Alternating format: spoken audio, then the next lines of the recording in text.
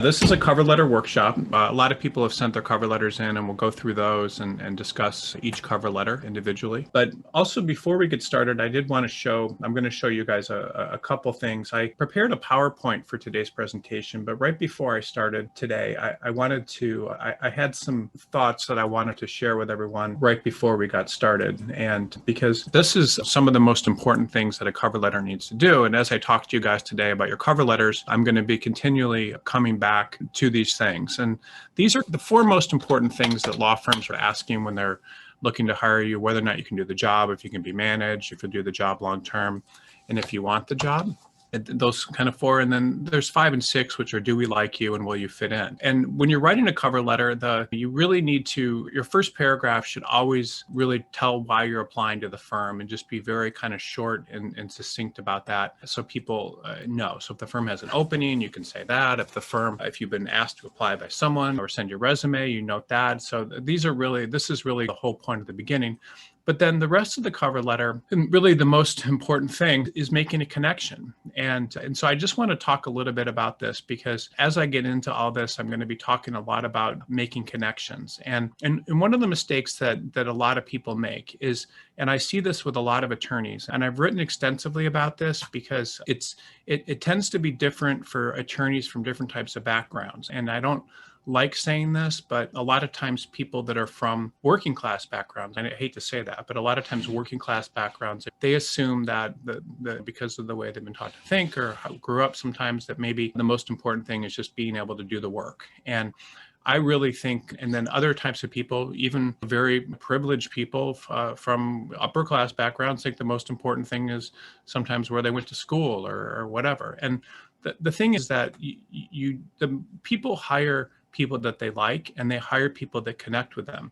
And so anytime you can make a connection in a cover letter, that's what you need to do. And that's one of my skills, and the skills of our recruiters at BCG Attorney Search is we really don't let anything leave the door, go out of our firm, unless we believe that the attorney is going to make a that our letter is going to make a connection. Because the difference between a good letter that goes out for our candidates and one that doesn't is it's sometimes 5 to 10 times the person is more likely to get employed if you write a good letter that makes a connection. But you need to make a connection. And it's not just about the fact that you can do the work. Most employers have choice of being able to hire a lot of people, and they're always going to be able to find people, but the people that they want to hire are the people that can make a connection. And if you think about the root problems in the world, and this is a cover letter workshop, so I don't want to go too much into this, but everybody needs a connection. And in most self-help groups, and most keys to getting people off drugs or alcohol or helping poor behaviors are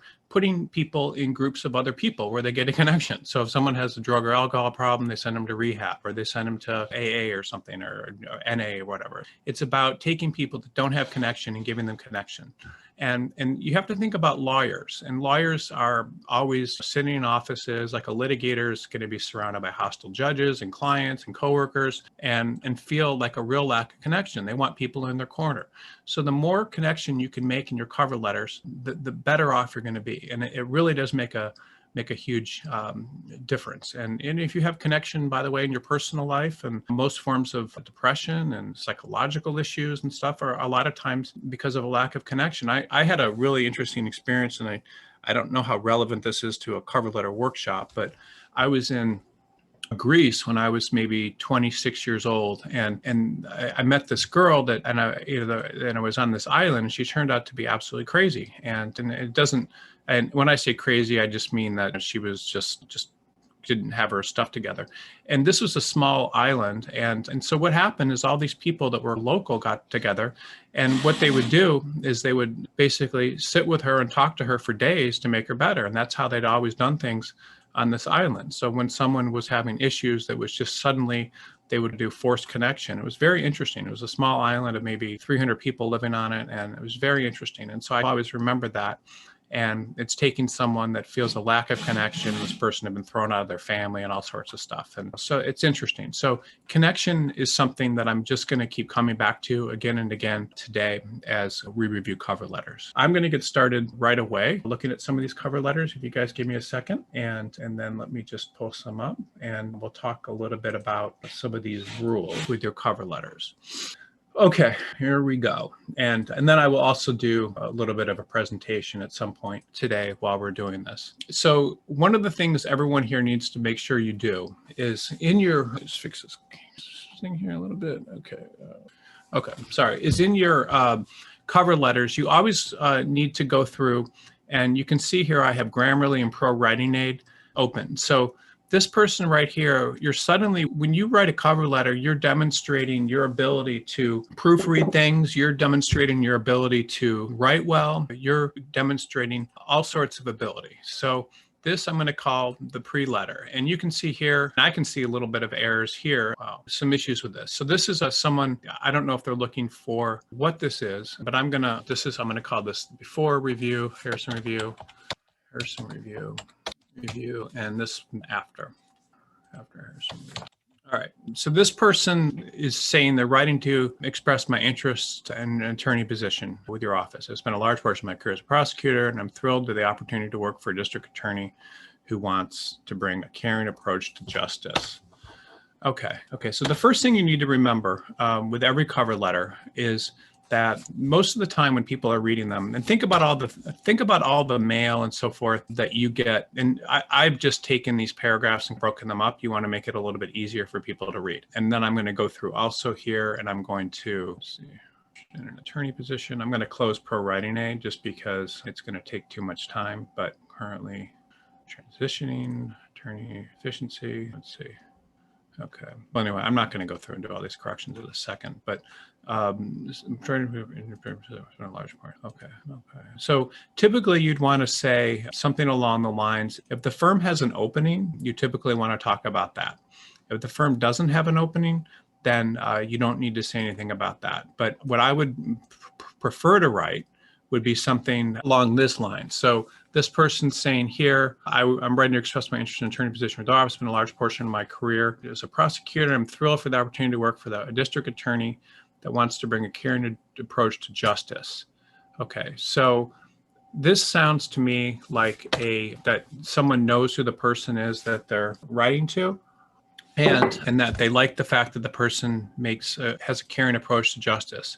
So you wouldn't write to whom it may concern. You would probably want to write directly to the person that you're writing to. So it would be, dear district attorney, let's just make John Doe. Okay. So I'm familiar. I've been a follower of yours for years. I have been something along those lines. I have been a follower of yours for years, starting back when you case or something along those lines that you handled.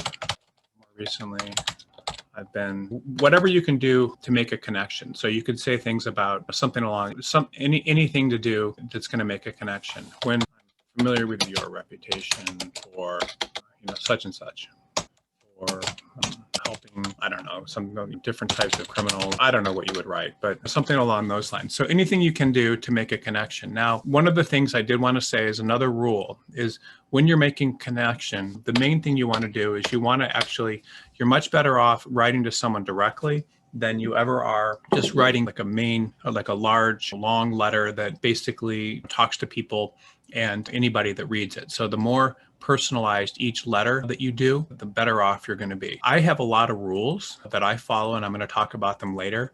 But when we write a letter for a candidate at BCG, we always have a section that goes in there called, why are we submitting you to this firm? So you can see here, I'm just going through and trying to fix different issues here with capitalizations and inconsistencies and so forth. And I would say my family is currently transitioning to, I would just say, the District of Columbia area. So just think through all this. And if you can waive in the Virginia bar, people don't need to know any information about that. Now, it's currently moving. It's in the process. Sorry, there's just a lot of information here. Okay, so you may want to know when someone's reviewing a resume like this, they're asking a lot of questions, which I'll come back to in a second. But the biggest thing, that the problem with this particular resume is that this particular cover letter is really, it's mainly about the person. And any cover letter that you do is going to be, they're going to have your resume on file. People that are reading your cover letter are human, so they're more interested in themselves typically than they are everything. So they can see all of this should be on your resume. There's really nothing here that's going to help them very much. It's not, this is just all filler. And this is all filler too. I hate to say it. Let me actually just cross this out, cross it out, filler. Okay, same thing, filler. Let's see here, filler, just nothing. It's all about the person. It's all about you. This is all about you, all about you. If you were to make this a better cover letter, this first line makes a connection. This thing right here, I've devoted my career to helping citizens of the communities I've called home. I don't think that, it sounds like when you're saying this, you're going to basically move anywhere that you can get a job. So I would take that out. And then why is your family in the process of moving to the District of Columbia area? I would just say, I am in the process. Saying you have a family can sometimes hurt you. It just depends on the firm. I mean, maybe they don't want someone with a family. I don't know. So here you can make a connection, and then you can say something, I'm familiar with different types of this, if true. And then you would also go into some detail about, this is the first paragraph. I am applying for a position or your position. I'm a father, familiar with true, blah, blah, blah. And then the more you know about the person you're applying to, the better. So the more you know about the person, so you just want to be flattering and so forth and go from there. So that's basically it, but not over the top. And then, and that's really applying. And then you have this thing here about why you're moving to the District of Columbia area. So law firms like that, but you have to really tell them why. You have to say something along the lines of, my family is from there. My spouse is transferring there if you need to. Give them reasons that you're moving, because nobody wants to hire someone that's going to is transferring there, etc. Whatever the reasons are for moving there, because the questions, and let me just go back to those real quickly. The questions here, and then we'll ask these for pretty much every candidate. Let's see, can you do the job? Do we like you? Will you fit in? So this basically is going to answer the question, do we like you? We like you. And then let me just see other questions. Sorry, give me 1 second. Cover letter must state. Give me 1 second here. And this will move a lot faster once we start looking at more cover letters. So we go here, 1, 2, 3. Okay, so say here, I'm applying for the position of District Attorney's Office. So this person, I've been familiar with, that's a connection, do we like you? And then, so this is why applying. And the rest of the other questions you have to ask are, will we do the person do the job long term? So the problem with this existing stuff here is this shows you can do the job right here. So you could potentially put that in your cover letter, but you need to make sure all these questions are answered. In 5 years, let's make a connection. Then you could go here and you could put this something along these lines in here. Let's see here. And then, do you want the job? This is where you could also talk about that. And then, will you do the job long term? So the cover letter basically needs to answer all these questions. So you need to talk about why applying, and then you need to make a connection. And then the next things that come up is you need to be able to talk about whether or not you can do the job, whether or not you can be managed, whether or not you can do the job long term, and so forth. So some of the things on your resume are going to talk about whether or not you can be managed. So this right here says the person can be managed, and this all here says they can do the job, and especially if they were there for several years. And then in terms of fitting in, you're probably covering that too. I would just do it like that, and then I would say, I'd love to speak with you and do an informational interview. Would it be possible? Informational interview or something. Just something along those lines, and it can be very short. And you don't really need to say a ton of stuff. And you just want to make sure that all these questions are answered, and to the extent you can. And it doesn't need to be long. You don't even need this really, just very short. And the only thing I'm concerned about with this particular one is why the person's transitioning to the District of Columbia. If you do this correctly, it should be good, but someone that's just picking up and moving is not a good thing. So you should never try to do that. So this is some of the changes that I would recommend very quickly, with the idea that we have a lot of these to review today. Okay, this is the second letter, and I hope you guys will get a sense of how we're doing this as we go through. Let me just see here. Harrison's review. Okay, so it shouldn't be dear reviewer. You should obviously, let's see. Okay, so you can see here, like, too, that there's all of these issues in terms of things that you're picking up with these grammar programs. And so I'm just going to go through and fix these very quickly and all the problems that are being found. And then you can see here spacing issues and all this stuff. So it's important to make sure that you always do what you can to fix all these things. The question, these obviously need some help. So I'm not going to go through all of them because I want to show you why some of them are important. So the first thing is, no one cares about this person, that they're accomplished, a legal administrator. They don't care. And it's not because I'm this, I'm applying. You say I'm applying for the executive role at the Wetlands Conservatory. And then you can even say something along the lines of, I am a fan of your website. I am a fan of your website, if that's your website, and, articles and so forth. This is about making connections. And so what this does compared to what was here before is it makes a connection, and it says something nice to the firm, and it shows an interest and makes a connection. And that's really, and it shows an interest in the subject matter. So that is going to help you much more than what you had before, because it's making a connection. If you guys, by the way, if people are not following all this so far and the rules and everything that I've been giving you, it'll make more sense as we go forward. I don't know why this, okay, but it'll make a lot more sense as we go forward. Let me just see here, fix this again. Okay, so I'm applying on your website and saw the posting there. Okay, so I have a lifelong interest in political advocacy and demonstrated effective advocacy on behalf of the conservation movement. If you review my attached resume, that's not very nice. And you undoubtedly agree. Okay, this is all just not good. You don't want to. One of the things is people highlights of his prior career. This is not even this is something that someone else wrote. So this looks like you've taken something that someone else wrote about you and put it there. But all this stuff really needs to come out. That's just not the problem with all this information. This is all about you.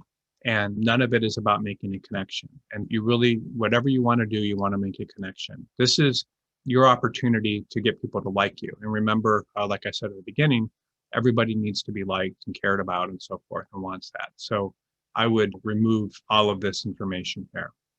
My biggest accomplishment is a founding an organization and representative of grassroots consumer advocacy group in Houston. This group was responsible for successful interviewing due to its participation in a major rate cut case. Okay, preserving or shrinking wetlands is crucial for maintaining biodiversity. Also play a large role. Okay, so these are experts that you're writing to, and these people can see all this on your resume, and they really don't need all this information from you. And the other thing is the problem with this. So here you're saying why you're doing the job, why you can do the job, or why you are applying. This is about why you can do the job. And then there's nowhere in here that you're making the connection. So not making a connection. This shows the problem with this is all this right here. You're saying my leadership, all this stuff shows that you probably can't be managed. It's very difficult to manage people when they're going and starting these kind of cases and so forth. The law firms and most employers want workers and not generals. That's probably showing you can't be managed. And then there's nothing. This would show, if you were to write, this would show maybe that you really want the job. I see nothing about why you would fit in, nothing. So why would fit in, why we would like you. This is all about you. So if I come to you and I say that, how great I am, which I wouldn't do, but if I were to do that, you wouldn't like me. But if I come to you and I say, I'm just a real admirer of yours, and I think you're really special, and you've been so inspiring to me, and I think your organization does this so well, and I've always wanted to be a part of it. And if you say things like that, then people are going to like you. But so your cover letter is a chance to make people like you in addition to what's on your resume. And the only way you can do that is if you can make a connection and say things that are nice to people. And just say, I look forward to meeting, discuss how I can benefit. And should you need more information, please do not hesitate to contact me. Of course they'll contact you. So I think a lot of this cover letter needs a lot of work. And by the way, if I'm reviewing your cover letters, I'm happy to talk about the revised cover letters maybe in a following meeting in a couple of weeks, because I know that a lot of these probably you will redo them. But all these rules, you need to say why you're applying, you need to make a connection, you need to show you can do the job, be managed, do the job long term, want the job, and do they like you and will you fit in? And there's nothing really in this cover letter that does that. And that's why there's problems with it. So let's go here. And we'll do, this is, let's just do after Harrison review, just to make things simple going forward. Okay, so this is recruiting manager, dear sir, madam. Okay, this is actually pretty good. I don't have any problems with this opening at all, except for this part. Part of the problem is a lot of times people, they use their cover letters to say why they're a good fit and let the people figure that out on themselves, on their own. Okay, I am writing you due to my interest. No, I would like to apply for the supervisor. Okay, I'm applying. Okay, so there's nothing here that makes a connection. So let's see, let me see here. You don't have to say you're happy to do a video call. Okay, this is cute. And they're in place, stay safe. I like that. That's nice. This is actually fun. I like that. Okay, let's talk a little bit about this. There's a lot going on here. Remember that your resume needs to show your cover letter needs to show you can be managed. And the biggest thing, and you'll do the job long term. And this is, I'm sorry, your cover letter. So this is really the big mistake that a lot of people make, is they show things about the fact that they cannot be managed. So if I got this cover letter, by the way, I would certainly not hire this person or interview them. It's not to say that there's any special reason that this is a bad attorney. It's just that the tone of everything that's coming across. So first of all, you wouldn't say NJ, you would say New Jersey. And this is just showing a level of writing and stuff that needs to improve. And so that's just not good. And you don't need to say really what you've been doing. I would just say people don't want, this is going to very hardworking attorneys that are getting this. And so they're going to have a lot of people that aren't going to want to take time off and volunteer at state and local events. Aggressive attorneys does not want the job. Does not want the job. So that aggressive attorneys want to work all the time, and that's how it's expected with attorneys. I don't make these rules, by the way, but that's just how it works. So this is going to show you can't do the job. This particular thing right here, this is showing that, wow, what is this showing? Let's see here, we do the job long term. Do you want to do the job? It's showing, do you want to do the job as well? To do the job. This is showing health saver. Okay, so this is, I don't understand why you're looking forward to presenting your credentials. That doesn't make any sense. But so you need to get back into productive workforce. You could just say get back to work, but I'm not going to do that. But the problem with this statement is this shows management issues. So this shows that there might be issues with managing you because people have been hired all through the pandemic. As a matter of fact, the legal market was very good during the pandemic. It's not necessarily that, and it's not for you to say the health, I'm confident back to a productive workforce. And it's just management, culture of bank. Okay, and then people know this, so this is also showing management issues. So you typically need to be very careful about telling people what they already know. All this has to kind of change. These are some of the problems with that. This cover letter would be much better if it said why the person was applying. It also says, I just say I recently took the New York, recently been admitted to the New York, I recently took and passed the New York bar. That's all you need to say. Bar, and that's about it. And there's something in here that's got to try to make a connection with the employer. This is your attempt right here to show you can do the job. So let's see. Okay, this is interesting. A lot of work. Led team of 13 people with 6 of them being experienced. 6. Okay. What's PQR? Let's see. Okay, addition is a staff attorney. Oh, okay. So here's your attempt to make a connection. This is great. So you're making a connection. I would just say, I don't think you want to say anything about being a staff attorney. I would just say, and this is, you say 4, that's not proper. And then everyone. No one cares about a major company. Of course, not everyone is nice in a major company. So you might say something along the lines of who you liked or what happened, who liked and what happened, something along those lines, who you know. This is your opportunity to make a connection. And so that's actually very positive. I would do whatever you possibly can here to change around this language a little bit. Let me actually make this a little bit bigger here for people so it's easier to see. 250. Okay, so I'd make that a little bit larger. I would try to make a connection a little bit more there, and it might even be more important to put. It's actually more important to put this up first. And if you don't say a few times, you just say, and don't say I had the privilege of engaging. That's just not how people talk. I would just say I've worked with your company before. So another thing to think about too is when you do write your cover letter, you need to make sure that your language is very tight, and then also that you're doing whatever you possibly can to make a connection with people, and then that you're using language that's natural. All this stuff is very important. So this particular cover letter needs a lot of work. I hope, but you definitely want to go through and make sure you're answering these questions. This particular cover letter, now it says why the person's applying, it says why they're making a connection.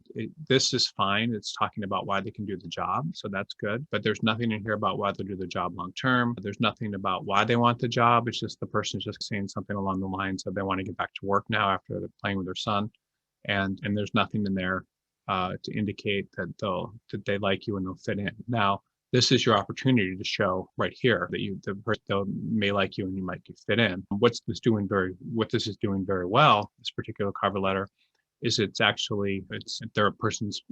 not a cover letter to apply for all jobs. It's actually for that job, which is good. Okay, so let's move on. Okay, this is a law student one, so that's good. I'm glad to see that. There's sir or ma'am. I love this. This is actually okay. These kind of things like 3Ls and so forth, let's try to, I would just say I am a third-year law student at Texas A&M University. That's like, and just remember, short language is always better.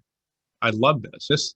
If you see this, what's nice about this, I've devoted my professional life to healthcare, is this is asking the question, do we like you, and so forth, do you want the job?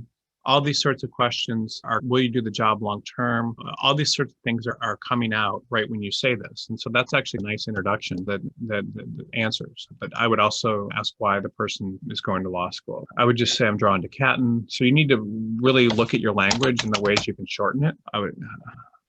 Okay, this is great. I like this. And this is okay. So you shouldn't say what the person's spoken highly of. You probably just want to say what that person said about Catton that appealed to you. So what did the person say? So more specific is better.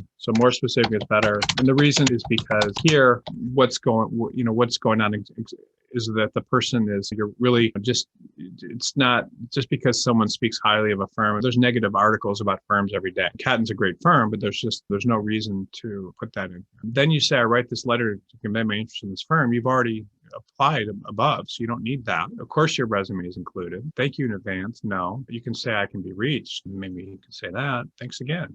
Look forward to hearing from you. You might get rejected, but all this kind of extra language is fine. But the other problem here too is that you're talking about the fact that you're interested in healthcare, and then you're applying to Catton because you're a special in healthcare law. And I don't know that this is even capitalized like that, but I would just, and then you say all this stuff about employment law, and then you talked about this other sorts of stuff. So I don't know why you would talk about another practice area if someone's interested in healthcare law, that's much better than saying you're interested in all this other stuff. So these sorts of connections, so most of this is pretty good. And I don't know if I would say for over 10 years, but that's fine. I would just say for several years. And then I don't know that you want to sign it with all these different qualifications. I would just, that could turn people off. It just looks a little arrogant. It's on your resume. Most people don't sign their name Esquire. Some people do, and that's kind of how I would. And if the firm has an opening, then you should say what the opening is here. But obviously, people are going to know this from your resume. So I would just say something along the lines of, I would like to be considered. Okay. And then you could go something along the lines of this. That would probably be better. And like that. And then you're much better like that. And so that's basically some of the major changes that I would make to this. I think, okay, something along those lines. This particular letter, by the way, law student, Harrison would recommend contacting healthcare attorneys in Catton, and something along those lines, and asking for an informational interview. That's really probably your best way of doing it. Then you go in for an informational interview. Law students, by the way, informational interviews are a great idea, because what can happen in informational interviews is those people can give you leads of other employers if they like you that might be good and so forth. And people like to do that. Okay, here's a corporate counsel. Let's see here. Corporate counsel. Let's see here. Okay, dear hiring manager, solutions-oriented team player, track record of accomplishments in helping units and profit centers attain their strategic objectives and goals. No, no. Okay, so you can see here that this and etc. No, thereby avoiding. Okay, so all this cover letter, I'm not going to go into a lot of detail about it, but you have to ask where are these questions answered about the job. So there's nothing in here about what the job is, nothing about what job is why applying. There's no effort to make a connection. And the only thing that they're showing is they're showing they can do the job. They're showing they can be managed to some extent, but they're not really answering the questions of do you want the job or will you fit in. So there's some issues with this particular application. I don't think you need to say via the USA Jobs portal, but that's actually very interesting. If the job was on USA Jobs, you would say that. So all this stuff is just, this is not how people talk. You would say to them, you want to open it like a conversation. You want people to like you, and all this stuff here saying my accomplishments and so forth is typically not the best idea. You just want to, you can always making sure you're shortening your language is important and just going over these and being this sort of thing. And don't say everything you do is an accomplishment. People, this is just not how people talk. And so you need to make sure it reads the way people talk. So I'm sorry to be harsh on this one, but it does need quite a bit of work. This particular letter, by the way, it would be better to say something along the lines of, so this person's saying I've demonstrated ability to work in different settings and so forth. And I would just say, I enjoy working with, I don't know, but this needs quite a bit of work, this cover letter, because it's not really doing any of this. And just remember, like I said in the beginning of the presentation, that the most important thing you can do is really make a connection. And there's not really any connection here. It's just, and all this stuff, say I'm available to discuss further and stuff. There's no reason to put all that in there because the people know that. And this isn't how people talk. Confident, I'm able, this isn't a real sentence. You say, I am confident. Okay, so I'm just going to move on. But this cover letter, and by the way, everybody that I'm doing their cover letter on this call, if you want, I can come back and do this. To the hiring manager. Now, when you're addressing your cover letters, you always want to make sure you address it to the person that you should be addressing, that is actually the hiring manager or whatever the title is. Every company and firm has different titles that you can just put in who it may concern and so forth. And just, you can see all these issues. I said, why abroad? This grammar program is picking up. And I'm not even using a very aggressive program, a pro writing aid. Okay, I'm excited about the beach. I don't even know what this is. And they're going to know that you're licensed and all this stuff. So again, a lot of the stuff is not that important. Okay, I'm not sure what's going on with what this person's applying for, but again, you need to ask all these questions. Can you do the job? Do you want the job? Do you like the way you fit in? And this person, these little things too, there's like the spacing issues and all this sort of stuff. This particular cover letter doesn't answer whether the person can do the job. It doesn't answer the questions about whether nothing can be managed, and to some extent it does, but it doesn't really talk directly to the firm. And sometimes that's okay, but you really want to make your cover letter a lot more the employer. So let's see here what we got here. Dear Miss Meyer. Perfect. This is actually good. I like this. So this is why applying. That's that. Right. Good. So this is good. I would just say your.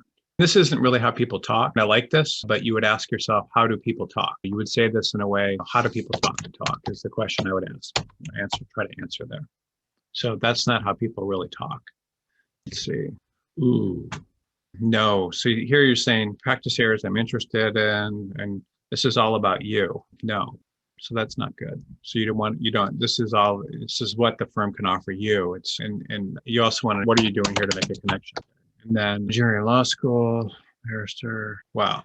I don't know how this person can be an attorney when they're also in law school. This all makes me nervous. I don't really understand how that would work. And this was capitalization errors. And you typically don't want to draw a lot of attention to the fact that if you're a foreign attorney, it's not always a good idea to put that. This information is always going to be there as well. Thank you for considerations. Okay. But okay, this is too much information, and this information probably should be on the resume. Again, you need to talk about, can you do the job? Is there an opening there? If not, then no. Will you do the job long term? Do you want the job? Do we like you? Will you fit in? So you need to do things in everyone needs to do things in their cover letter that makes the employer like you, and whatever you can. And that's about making a connection. And then they need to show you'll do the job long term, and do you want the job, and so forth. Now, drawing attention to the fact that you're from a foreign country is not necessarily a bad thing, but if you're talking about that, then people need to understand, why are you planning on staying in North Carolina, all these different things. So just every cover letter that I'm looking at today, and I hate saying this, but they all need to be looked at through this lens. And the problem is most of them aren't doing it. And you have to just remember, like, what's important to you when you're looking at things and considering like the sorts of people to interact with and hire. So some examples that I can give are, I hired like a personal assistant once, and she came in and on her resume and her cover letter, it said things about how she enjoyed yoga and fitness and cooking good food and that sort of thing. And so those were things at that point in my life where I wanted someone who could cook and do those sorts of things and potentially help me with a healthy lifestyle. And so that appealed to me. And I liked the person because I saw that they had a lot of that stuff in their background. And then I also saw that they'd worked for the previous person for several years and that they really wanted to work for me because of different issues. And so people need, when you're writing a cover letter, people need to understand that. And they also understand, if you really want the job, and they want to like you. When you start talking about, if I come to you, I heard a very interesting example once where the speaker was saying, if I tell you that I graduated from, Princeton, and I was at the very top of my class and the youngest person ever to become a partner at my consulting firm. And by the time I was 28 years old, I was making millions of dollars a year doing that.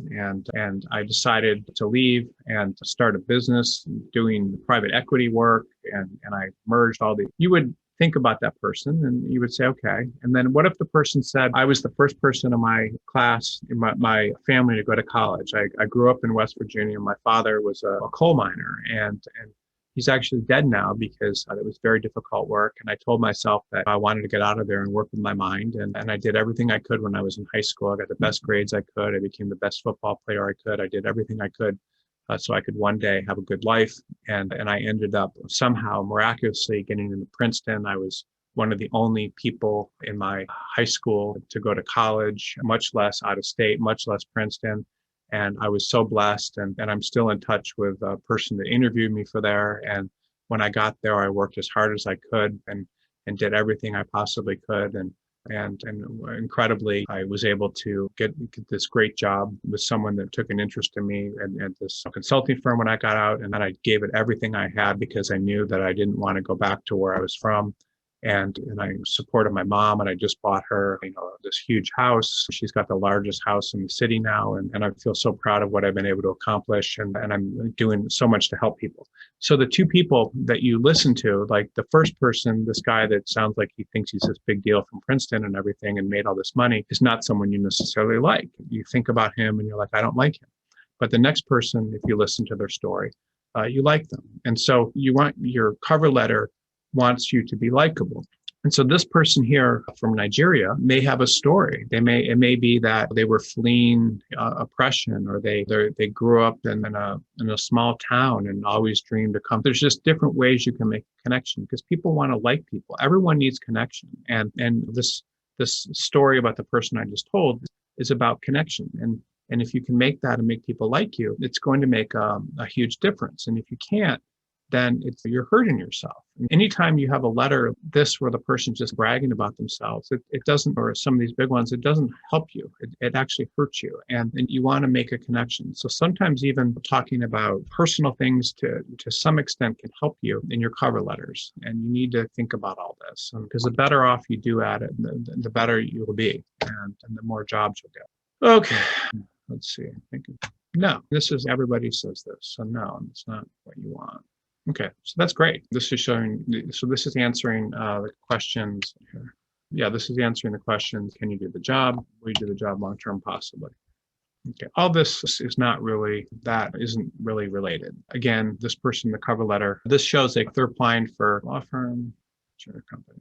Yeah, that's probably what you need there. I would just leave it at that, but you need to make sure this doesn't say anything about why applying. And if you don't say that, there's no reason for the person to review your resume any further. Okay, so let's see. We've been going for about a little over an hour, so I will take a quick 3 or 4 minute break, and then we'll come back. This actually looks interesting, and look at more of these. Thanks. Don't forget about the coffee. All right, so we are back, and let's get started. Let me take a few seconds here to look at a couple of screenshots of a cover letter workshop presentation I put together and see if there's anything that some things that are useful to you guys. I didn't want to spend too much time on this, but remember, it's not really to rehash the resume. It's just, this is a presentation that I made to the recruiters in our company when I was training them, some stuff from there. But it's really not to rehash the resume. It's just everyone already knows what's on the resume. The resume typically shows the person can do the job, whether or not the person can be managed. Like, why are they looking for a new job is often important to have in there. And then also whether the person will stay and whether they like this candidate. So we always have a portion in our cover letters when we're representing someone, which is one reason recruiters are actually oftentimes much more effective ways to get a job than to do it on your own. But we have a section where we talk about why we like the person, and we go into their hobbies and their interest and their enthusiasm. And then we talk about a kind of a period of upward mobility, like why the person why this is the right position for them. A good cover letter will basically communicate that everything that's happened until now has led to this great opportunity for this person. And if you hire them, it's going to really be a great thing for you. And so this is what the difference too between an average recruiter and an exceptional recruiter. An average recruiter will talk about not just rehash the resume or send your resume, but it will show that you're a team player, or it won't talk about you in a way that makes it look like you're unmanageable. And you can see from the resumes that we've looked at so far that a lot of people that we've talked about that we've seen look unmanageable, and you don't really understand them. And then you don't understand if they're going to stay in the position or why they're there. And so these are things that employers are always concerned about, and they want to be able to like you. And then this is just some information that we do in our cover letters. This isn't a form thing, but we always have why the person's interested in an opportunity, and we do it this way. And I'm showing you the BCG method because I want you to understand why this is important. But we'll say why the person is interested in an opportunity, and then we'll say what's going on. And they'll say maybe they've outgrown, or they want to work with more sophisticated clients, they're moving to this new office, all these sorts of things. So law firms, everybody wants to know the reason why. And if people know the reason why, then that's very helpful. There's a article that's in a book called Influence by Robert, I don't know how you pronounce, Cialdini or something. He's a professor in University of Arizona. And there was a study done where people would cut in lines in a copier. And so some people would just say, can I cut? And 90% of the time, or some people would say no, or 40% of the time, I don't know. And then if people use the word because, can I cut lines because I need to do this, or because I'm in a hurry or something, then 90% of the times people left. And so people always want to know why. And so if you have a reason why for doing something or trying to get someone hired, that's important. You want to pique people's interest, and so they can read more if they want, and then go from there. And the second section is always about why we like the person. And that's so we can make a connection. So our second paragraph that we write for BCG candidates always contains information about why we like the person and this sorts of stuff. And this is your opportunity, or our opportunity, to make a connection with the firm, and then we go into those sorts of details. And remember that you're a human being, and the more personal you are, and the more you can personalize people or personalize yourself and make the people that are getting your letter feel a personal connection, the better. And then you can certainly information about your experience, but that's basically just to show you can do the job. And then you can typically summarize a lot of that in 1 or 2 lines. You don't need to write a lot of information. But most of the time, people can get that information from LinkedIn about you. They can get it from online. There's all sorts of places they can get it. And then our fourth section, sometimes we put in education, other times we don't. But if there's anything special about them, we'll put that in. I don't necessarily recommend you talking too much about your education. That comes across in your resume. And most of the resumes I've seen today don't do that. The cover letters, but you don't need to really speak too much about that. And then these are just some kind of notes, personalizing. Let's see here. Yeah, identify. These are just for BCG candidates. And why looking at new opportunities. These are some things that we always try to cover in a cover letter. People want to know why you're applying many times. So it's not just the openings. You may want to work at a bigger firm with more with larger clients. You may want to do more niche work in your practice area. You may want to go someplace that's smaller where you can develop business. You may be moving. But all these are very important reasons to put in, because obviously people are trying to ask themselves, how are you going to stick around? What do we offer? And that's important. And then making yourself look like you're managed. People don't really do this in cover letters, but you can always talk about why you stayed previous job, how long you've been at previous jobs, and so forth. And then important law firms. The idea of commitment, and if you move firms, and the idea that you're going to stick around is actually a very big deal to firms. And so there has to be stuff in your resume or in your cover letter that sometimes shows that. And I'm talking at a very high level with all this stuff. So many people may watch what I'm talking about right now and watch it again and watch these cover letter reviews again and again. But and I recommend you do. But law firms, the more your cover letter shows that you're likely to stick around, that you're a good fit, that it's not just about you and so forth, that the more likely the law firm is to keep you there. And so these are just things you need to think about. It does cost money if people aren't committed and leave. It costs money if there's drama. Partners will take clients with them. It creates downtime when people leave. It undermines morale. Clients don't like it. And so all these things are showing that there's some sort of stability. Connection. People like, and especially Americans, they like a story of upward mobility, and recruiters in our company that connect with candidates do the best, with candidates that connect with law firms. A cover letter is a way to connect. You need to be good at that and do everything you can to connect in your cover letter. And like I talked about earlier, if you have overcome obstacles, you've done special things that connect with people, make people get hired. I saw one guy get hired just because he was a snowboarder and interviewed with someone that also liked snowboarding. I've seen people that were professional athletes get hired because they interviewed with firms that were there. I mean, it's just any type of connection is just important. And so this is just an example of a recruiter at our firm. This is what I knew about him when this is one of our first training sessions. I knew all this stuff about him, which he couldn't believe. And so he's a tax attorney, a little bit dry and that sort of thing. But I knew all this about him, and I was able to tell him all this. And it made him, when you see this stuff, much more about him than if he was just a tax attorney. This is an example of this is part of the recruiter training that I did. And so you understand this stuff instead of just him being that, and you can know a lot more about him. Now, this is not stuff you'd want to put on the cover letter, but he's that. This is another recruiter in our company, and this is stuff I knew about her right away, and this personalizes her as well. These are just fun things. And when you make yourself seem personal and human, it's much different than if you just say, I'm this hard worker and this. And this is what people want. People want to talk about the people that work for them and that sort of things. And people like different things. And this is another person that I knew. And I knew all this stuff about these people very quickly, and it makes them very personal in these sorts of things. So these personal qualities, when people are hired, it makes them more three-dimensional. And you don't need all this in your cover letter, but you need to understand when it says what Harrison would like, these are things that I can identify with. So I used to have a condo in Las Vegas it's not because I like Vegas. I was considering moving there it doesn't matter. And I have a connection with the South because I was in the South. I have lived at the beach, and she likes the beach. She was a champion swimmer. I used to be a very good swimmer. I like crime shows. I like real estate. So she's got all this stuff in her background that's like that. So that's an example. Like I was able to identify with that.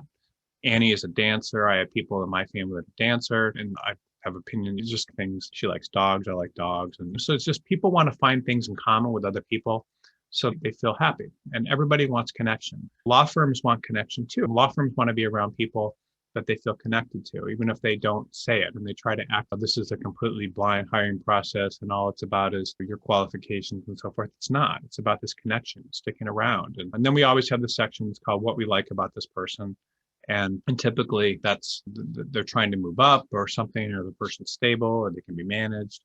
And all that increases the odds of being hired. These are some of the things here that I think are important. Law firms typically organize around shared interests and individual characteristics, and you have to make your paragraph short, and you have to do all these kinds of things. And this is really it's a science, but at the same time, you need to understand that people are very tribal. They want to hire people like them. They want to organize around, law firms organize around shared characteristics and similar types of people. And that's just how they work. And so you need to look interesting and to the extent you can and make a connection. These are just things, I don't know, this or cover letter review. So you're looking, what makes you unique, why they're interested in me. And that honestly can, if you do this stuff very well, can increase your placement odds. So I'm almost done with this very quickly, but I want to do two more things for you very quickly. You have to understand the differences between service and a product. So if you are buying a product, if you buy a Mercedes-Benz, you know exactly what you're getting. If you go to Louis Vuitton and you buy a purse, you know exactly what you're getting.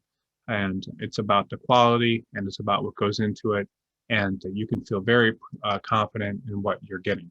The problem with anybody buying a service is you never know what you're going to get. So services in hiring is when you hire someone, you're hiring a service. You have to look at the resume for clues about what the kind of service you're going to get, which will be the schools and the quality of firms.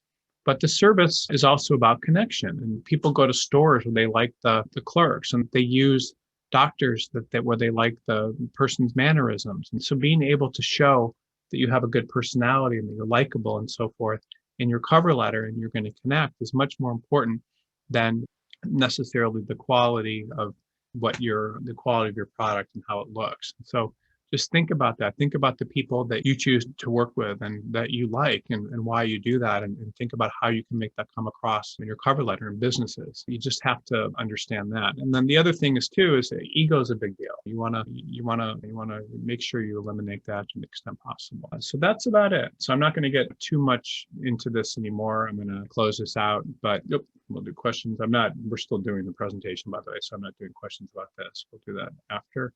And I will open up the review again. Just give me 1 second here. And we'll go back to your cover letters. So let's see here. Okay, cover letters. And then I will answer questions today too when we get through these. So we will be through them shortly. Okay, I'm ready to apply for a role that fits with my experience in both the work and work arena. Please find my experience in PDF Word format if possible. No.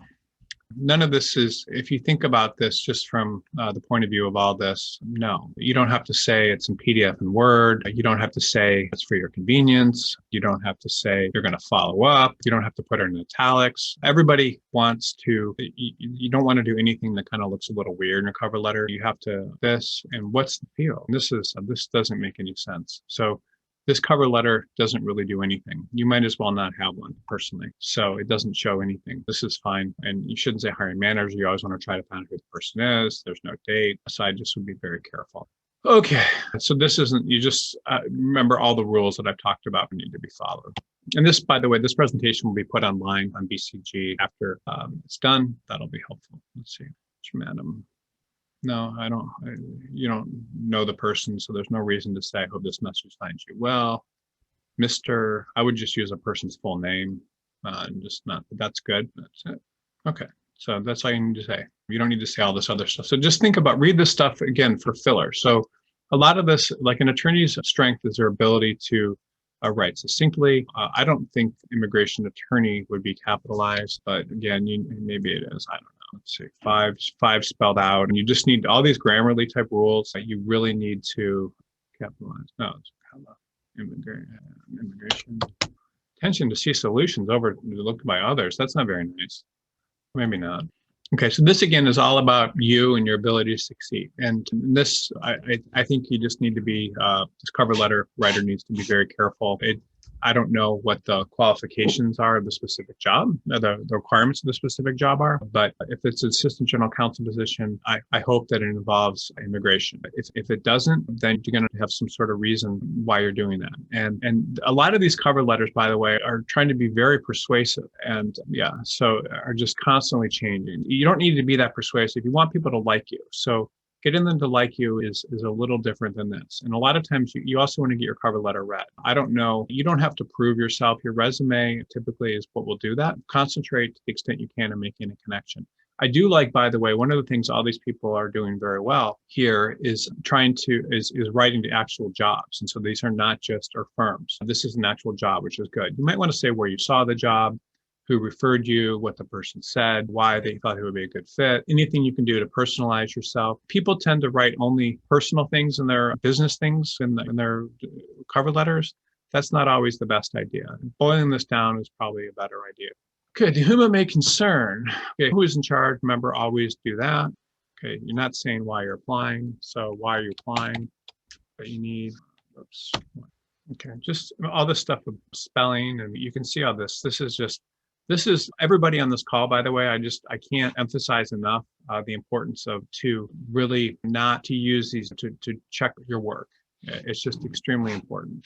The other thing a lot of times a lot of people are doing here is when you start talking about your sense of urgency and all these accomplishments, the stuff that people do, a lot of times it could turn people off. And the problem, like with this cover letter, for example, is this person's applying for an assistant general counsel job. It's probably has nothing to do with immigration. You need to be very careful about how you're gearing your resume, your cover letter towards individual employers. You need to really make sure you don't start sentences with this, by the way. You just need to be very careful with all this. And coachability is good and all these sorts of things are good, but most of this is not doing any of the stuff you need to. Samuel Jackson, Snakes on the Plane, I get it. That's a good movie. It was fun. But you need to make sure you answer these questions. Can you do the job? Will you apply? Can you be managed? Do we like you? Will you fit in? And no, I don't know anything about any of that from this. Okay, general counsel application. Okay, so this is good. So you say, again, why are you applying? That's good. You don't need to say highly respected private law firms, because the reason that's not good is because it's just there's probably going to be firms that are more highly respected, and there's no such thing as a public law firm, I don't think. So I would just say law firms in Boston. This is actually not a bad letter so far, by the way. Who's ever done this? I like this. You have to, like a lot of these, there's all these kind of things that can be corrected, and which I don't like. It's the problem. Everyone just when there's kind of these grammatical issues and so forth, and in a letter, is it just illustrates your lack of attention to detail, the issues with your writing ability, and so this is almost like a writing sample. So you just need to be very careful for all this. So you can see I'm just making these changes. But my professional life, I would just say my resume is in my professional life. And so all this stuff you can see, you need to think, and I don't really proofread things for a living, and I'm not even practicing attorney. So, but this is the, basic stuff you need to be doing. I'd just say, not about, you can say spent 10 years. Okay, this actually is interesting. What's missing from this is why the person, I think there's a lot of good stuff in here. And generally I would, there's certainly, you can see this, just all these changes. But what I would recommend here is that this particular person basically talk about why they want to practice law as a general counsel, a school law attorney, and how their current experience. This person has 25 years of experience, and why someone should take a chance on them and bring them in. I think that all this person really needs to say is, I have 10 years of experience as a practicing attorney and 15 years of experience as a teacher, principal, and so forth. You could do that. All this could be in one line, and you could leave it at that. And then you could talk about why I like children, or I'm helping, I don't know, but whatever the position requires, and that could be very good. And then I would also say instead of calling general counsel application, I would say position and where it's at. What is the current position and the position? It could be whatever town this person's saying they're doing. There's good things about this cover letter, but it needs quite a bit of work. Okay, let's see here. King Law Firm, Mr. Cass King. Okay. You don't have to say enthusiastic introduction to you and your amazing team. Come on. And don't call it. Okay, everyone needs to be careful with adjectives. I kind of think it's fun. I like adjectives when people talk like that, just because it's cute. But at the same time, you want to be careful. Okay, all you need to say is, I'm applying to this job from Indeed, or wherever the job is. One thing you want to be careful too, this person says they're relocating, and don't even put that down there. I would just say whatever your local address is in Wilmington or wherever this is, make sure if you're applying, by the way, to a market where you're moving, try to always have a local address. That's another kind of big thing I want you guys to remember. If you're doing that's important. You don't have to say that you're relocating that. You just put that there. And people don't talk about reflecting. That's just not how people talk. So every time you read your cover letter, you want to make sure that you read it in the way that someone that you would be talking. And you can see all these issues and stuff here. like I read this and my conclusion is, so let's just go through this paragraph here. My conclusion is that this person will have issues with proofing things, and is not, you're almost like demonstrating issues with your writing ability and so forth. And so a lot of attorneys will look at this and they will eliminate you, just because they can see that you're not understanding some of these basic grammatical rules. And so you just need to be careful and making sure your things are short. I also like when I would recommend making this a lot shorter and that sort of thing. And you can just see all these kind of things, like you can just do here individually. And I like this. I'm compassionate, and I actually don't really mind. What this person is doing well is that this is a lot of the stuff, by the way, is very nice. They're saying I miss working for this person. That's showing that the person probably does good work and they can do good work. And this person is talking about being compassionate, and then how. Yeah, there's just a lot of great things in this cover letter that the person is doing very well. I would just say I don't think most of this is necessarily, this is pretty cool. A lot of this is, and this person, I don't know who this person is, but they're coming across as quite likable. And I hope you can tell, it's just when they're talking about their achievements, they don't really sound that arrogant and that sort of thing. Now, one thing I did want to bring up that I did plan on also talking to you about today, and I'm gonna, let me just see here, open, this is called the Harrison's, give me a second here. Oops, the Harrison's, the stuff I was going to talk to you guys about is, let me see, there's one other thing. I apologize about this. It may not be in here. Oh, geographical connection, large firms. Okay, this is important to understand when you're sending out letters as well. But many times when people are applying to, and this is just a little bit of kind of side instruction on here, when people are applying to large markets, or large firms typically hire specialists, because large firms have large clients, specialists, and large markets also require specialists. Markets generally want specialists. So talking about, if you're applying to large firms or large markets, typically you want to make your resume, it has to be, you don't want to talk about having a lot of experience in a lot of different things. You want to be very focused. The same thing if they're looking for a specific type of job. So if you're applying to a firm that wants a medical malpractice attorney, firm for medical malpractice, the last thing in the world you want to do is talk about your family laws. So your cover letter, so you need to be very careful about that. You want to make sure that your stuff is very focused. Now, smaller markets typically will hire generalists, small law firms in smaller markets, and many smaller law firms. And the reason is because they have smaller clients paying less. Give me 1 second here. Smaller clients paying less money, cannot afford specialists, and lots of experience necessary. So if you're working in a town of, say, 10,000 people, you may be called upon to do corporate filings for small businesses, do divorces, file trademarks, work on employment disputes, file plaintiffs' suits against employers, all that sort of thing. So having that in a small market is good. And then other small law firms, if you're working for a solo practitioner, that solo practitioner may take everything that comes in the door. So your cover letters need to be appropriate to the type of employer you're applying to. So if applying to small law firm. So what you've seen is a lot of people whose cover letters we've looked at today will talk about all this various types of experience that they've done. This man is talking about doing grand larceny, doing all these different things, doing evictions and divorces and stuff. So that would only be appropriate probably in a smaller market or a smaller firm.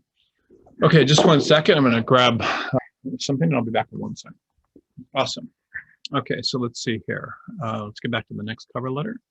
And let me just pull this up here. I just remember those points. And so this actually is going to Wilmington, North Carolina. So this generalist type stuff may actually be helpful. Thank you for that to discuss why I think okay, so you need to say what the actual position is. What is the opening? So just basically be direct. I'm applying because position, whatever, but you need to have a reason why, remember. That's really the most important thing. It's very crucial. Blah, blah, blah, blah, blah, blah, blah. No. Okay. This is all stuff that should come through in the resume. So this is not necessary, not necessary, not necessary. A lot of the stuff too, by the way, corporate attorneys and so forth should be going, you can always do a transaction sheet. Okay, so this, again, you're not making a connection. This is all showing you can do the job, which is good, but it's just, I would just shorten it, maybe one quick paragraph. Why you're applying comes first, obviously, and then these other sorts of things, and trying to make some sort of connection with the person. So all we can see here is with you, it's just that you have all these skills and you're very professional. Remember, most people want connection. So just look for the way to make a connection. I always, by the way, when I see a cover letter that says something along the lines of, I like this just because it says, oh, the person's going to miss me. What a nice person. They're leaving on good grounds. And so just saying something along the lines of, I was very sad when my company closed, or I don't know why this person's looking for a job, but it's something that talks about your ability to form good relationships, to be likable, to stay someplace over the long term is all very important. And the better you do that, the better you'll do. Okay, let's do this one. Again, a lot of these cover letters too, by the way, everybody that's on this call, the better you do with them, like the more information you're able to add, and the more you're able to connect with the employer, the longer, the better you'll do. So this is an opportunity for most of you guys to hit a home run. And I wish people were doing more of that. So let's see. I'm a second-year associate at the School of Law, writing to apply for, okay, everybody, so this is funny, but everybody talks about reputation and culture and philosophy and all this stuff. And so it's every law firm that this is just fluff. So I would just take that out. I want to be a litigator and I'm drawn to your firm's litigation practice, something along those lines. Okay, this is great. This shows you. See, this is the first cover letter, by the way, that's done. So this shows you'll probably stay there long term. This shows that you want the job. Let's see. And yeah, so there's actually a lot of good stuff in this cover letter. That will enable me to succeed, blah, blah, blah. So you want to allow people to make their own conclusions about this. And then instead of saying the firm, you should probably put the firm's name in this instead of saying the firm. Here you can see there's a spacing issue between benefit and so forth. And so just be a little bit more careful with that. For the most part, this is not a horrible cover letter. Again, we don't know if you'll fit in. We don't know if there's a reason to like you. We don't know any of this. And then you also have all these kind of typos and other errors. You can see it's saying inconsistent. Look at this. I'm attracted to you. Your firms. So just all these kind of issues that needs to be fixed as well. Okay, current professional HR. And so this, I don't like this stuff when people do. You should make sure that everything is spelled out. And I don't. There's actually some fonts that are different here. That's not good. Okay, so there's just a lot of problems with this. Interested and flexible. That's just all about the person. There's nothing about this particular organization named. The person's got their own firm, which isn't good. This is actually a paralegal resume, which I'm happy to look at real briefly, but this should be spelled out. You shouldn't just say RE law, you should say real estate law. This L's should be proper, it should be a regular L. There's a lot of problems with this. This should be on the resume. So there's just some problems with this. And then here, position is misspelled, and this should be I would. So just everyone needs to proofread this stuff very carefully. Now, if you are interested in part-time and so forth, opportunities, you can put that in your resume. But if you put all this stuff, you can see there's just a lot of problems with this particular resume. Okay, this is good. This is to a good firm too. So let's see what's going on here. This should not be double spaced, but I'm sure this probably wasn't. And there, I don't know if this is the right person, but this is great. Dear Bonnie, okay, this is not necessary. Just think about, do you need these sentences to say what you're trying to say? Okay, yeah, you don't need to say I possess a skill. These are all like, a lot of times people put things like this in their cover letters, and they put all this stuff in their cover letters like you don't want to make these, like you don't want to make these statements that I'm going to follow up and call you, I'm qualified. These are all questions that they are going to make. And my big question for this person would be why a law firm now? So that would be why a law firm, because they're and people don't say I have a profound interest. Profound is a little bit strong of a word. I'm applying for your tax attorney or tax attorney. And so you need to ask these questions and then make a connection. And then when you start using these words, by the way, everything needs to be proofed. You can see and this is like just a kind of a slow proofreading program. There's other ones too, but you guys everything needs to be carefully proofed and the commas right and everything. But you don't need to say you're admitted to these places. No one cares, especially a major firm like that. It's expected and it should just be on your resume.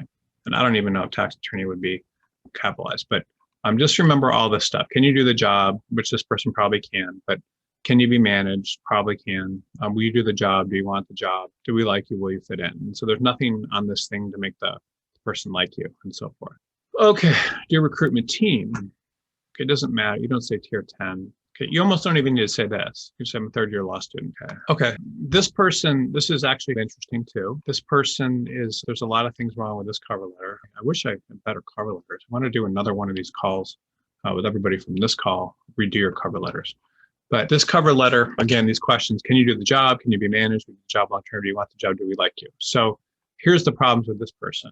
So this person looks like a good candidate, by the way, for working as a, I don't know, whatever, this kind of tort claims with mass torts and so forth. So if there was some way for them to take this information and make it look good, I'm moving to Los Angeles, join my siblings after law school. That's all you need to say.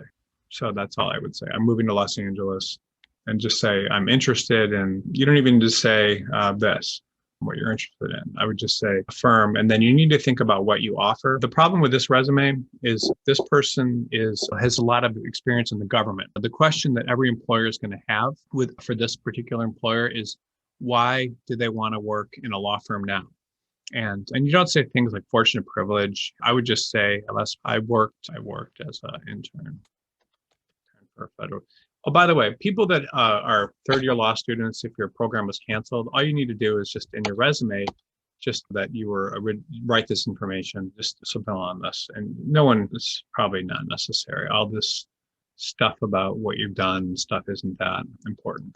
Okay, so this particular resume, try to make a connection, write cover letter, try to talk about why you want to do litigation, why you work for the government, and all these sorts of things. So you need to make sure that you do the absolute best you can with that information. So and make people like you. So do you have, and these things, motivated, empathetic, steadfast? No. They know all this information. That's kind of how I would handle that. So I would just go the first year, and all this, I think you need this needs a lot of work. This works the way it is, but you could definitely make it a lot better. Okay, let's go to this next one. It doesn't work, I'm sorry. And just say you're moving to California, you're taking the California bar and so forth, and go from there. Okay, the online application. I don't know you need that. I mean, how else are you going to be applying? Okay, yeah, sorry, give me 1 second. Sorry about that. All right, I'll fix that later. Okay, so so a lot of times attorneys everybody that's writing, I'm applying, or you're applying for your associate. Or what is this, an opening with secure? I'm applying for your whatever this opening, blah, blah, blah, associate opening. Okay, I'm a certified privacy information professional. Okay, the stuff about privilege, all this stuff, you have to be very careful about that on your resume. So talking about your experience in Iran and so forth I don't really have any problem with it as a general rule. But again, people are going to want to know, and most people that come over from Iran don't go back, and most other countries don't go back, in my experience. But people are always nervous if someone's from another country, whether or not they're going to do the job long term. There's cultural issues in terms of whether or not the cultures will match, in terms of people will stick around, or they just don't know. And I'm not saying that's a good or bad thing one way or another, but you typically have done all this stuff in the US and privacy. I hope if you say you're a privacy professional that you're applying for a privacy opening, because if you're not, that's just going to detract the person from their interest in you. And then you need to connect with a person. So you're not doing that. But if you are certified privacy, then that's fine. Then that's what the job is. But there needs to be some reason what you're doing, because typically a clerk is going to be more suitable for litigation and not necessarily a privacy opening. Just because you went and got the certification doesn't mean that they're going to hire you. They're going to hire you for all this litigation related stuff you've done, which is really, you're actually talking yourself out of a privacy job if you start talking about all this stuff. And then if you're talking for a privacy job, if you've worked as a civil rights attorney, that's not related. So you need to think about what is the job that you're applying for and how does that relate and how do you connect?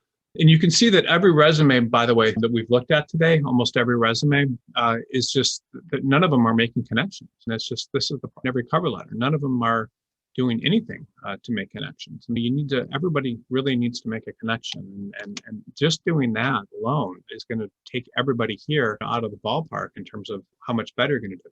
everyone's resume also needs to be proof. All these things, just commas and rephrasing of sentences and all this sorts of stuff needs to be fixed. And I've also noticed a lot of foreign attorneys that have sent in their cover letters, which is good. But at the same time, this law should be capitalized. So anytime you bachelor's, everything needs to be fixed. And people don't care about your classes. They don't care about your law school experience. It just needs to come out. Boom. It's on your resume. And then this is not, it shouldn't be capitalized. Another one's capitalized. So this person needs to, no, don't talk about running your own business. Law firms do not like that because people that run their own business shows independence. So that shows that you probably won't be able to be managed. So that's not good. Okay, so this person's applying for a law position. And again, you don't say great excitement, just say I'm applying for, if there's a position. If not, I would like to apply. And so good luck. And that's all you need to put. And then in addition to my formal education training, I've gained experience customer service. No, all this stuff is not, none of this is related to a law firm position. All this stuff, by the way, needs to be proofed and fixed. Eager to hear from you. No, none of this. So again, this cover letter needs a lot of work. You just need to talk about what the job is. You need to connect with the employer. Sorry, I keep coming back to all this stuff. Okay. So this needs to do a lot of stuff here. I hope you guys are getting the kind of the hang of all this. Let me just go do another one here. We'll do another one. Okay, so the next one. Wow, you know what? This isn't that bad. This is what's good about this cover letter, by the way, is just that it's well written, it's direct, and it's fine. I don't even mind my name is, but I would just say I'm applying for this. Yeah, this is just, again, proofread this stuff. And this is actually fine. Even though this isn't making a connection, it's just very direct. And it's just, it kind of hits it's a home run, actually, for the most part. Just because if I saw this resume and I had this open and I was this company, I would think to myself that this is a pretty good resume in all respects. And I wouldn't really have any problems with it. I would certainly proofread it and go through and check it and so forth. And then I would say, you spell this out the first time and then you write it out and put it in the second time. But yeah, it's not bad. What's good about this, everyone, that you can see is it's just very direct. There's an opening. I'm applying. This is all you know. There's none of this fluff language like you could see up here. Like I'm extremely excited to apply. I was very happy to see this opening and ecstatic and just very direct. And this may be appropriate for this company. On my resume, I might have personal interests and stuff, but this is getting it done. So even though it's not following all the rules, there's no reason that person doesn't have anything to talk about privacy or previous experience and so forth. It needs to be edited quite a bit, but I like this cover letter. And see, it's very short and to the point, and there's nothing really to disqualify the person and make them look stupid after editing it. And you don't always need to put all the stuff about your Gmail address and stuff. People will get that from your resume. That's it. And I don't think people say Northwestern Mutual. I would just say typically after the first time, you just say Northwestern or Northwestern Mutual. This is a good attorney that put this together, by the way. I don't know who this person is, but you can tell the way they think is pretty direct. And so a lot of the stuff that we've been going over today has been for more junior attorneys and the way they've been writing, but this is not a bad resume. I would like to see them connect, but again, they're writing to a corporation and doing all sorts of things. And if they were not from Milwaukee, or I don't know where this person's writing, it might make sense for them to apply somewhere else. But yeah, that's fine. Okay, let's see. White collar investigation. So it's that's the opening. You're open. So I would just say you're opening. Again, this is a good attorney. You can tell. I also like this font, by the way. It looks nicer than a lot of these other fonts we've seen. It's attractive. And so this kind of stuff can make a difference. You can see here, there's all these typo issues and other things here that could be fixed. So I would like to see that done better, but these are just bad mistakes here. Okay, honestly, most of this could come out. I hate to say it. This is a good attorney that's written all this, and whoever this person is a pretty good attorney, but most of this could come out. You would get basically the same amount. You would probably get the same result with just this little written. I mean, all this is fine and good, but what I would recommend this attorney do is, and you can tell this is a good attorney too, by the way. The writing's for the most part pretty good. There's a lot of good things about it. But what I would recommend is you need to say why you're applying, which they do. You need to try to make a connection, which this person is applying to a large firm. They're doing a pretty decent job with all this here, you can see. But this is really the problem with this particular application, by the way. It's this person's trying to be a white collar investigations attorney. And really what they're doing is they're doing civil rights, collective bargaining, plaintiffs' employment laws. That's not really a good fit for what they're trying to do. So I would, if it was me, I would recommend really not even talking about that, and maybe just talking about this, and then maybe a little bit, maybe mention this a little bit, and then you'd have to switch up your resume really to emphasize this a little bit more and do something along those lines. And again, you don't need to put in where you're admitted. No one needs that. And it's all on your resume, and just be very methodical as you go through this. Like you said here, demonstrated close attention to detail. These comics stuff, the positive transformation and operations. I mean, all this stuff isn't really that necessary, but you're applying for this position, and this is the reason you're applying. And then, do you really want the job? You have to talk about it. Why would somebody be making a practice area switch effectively?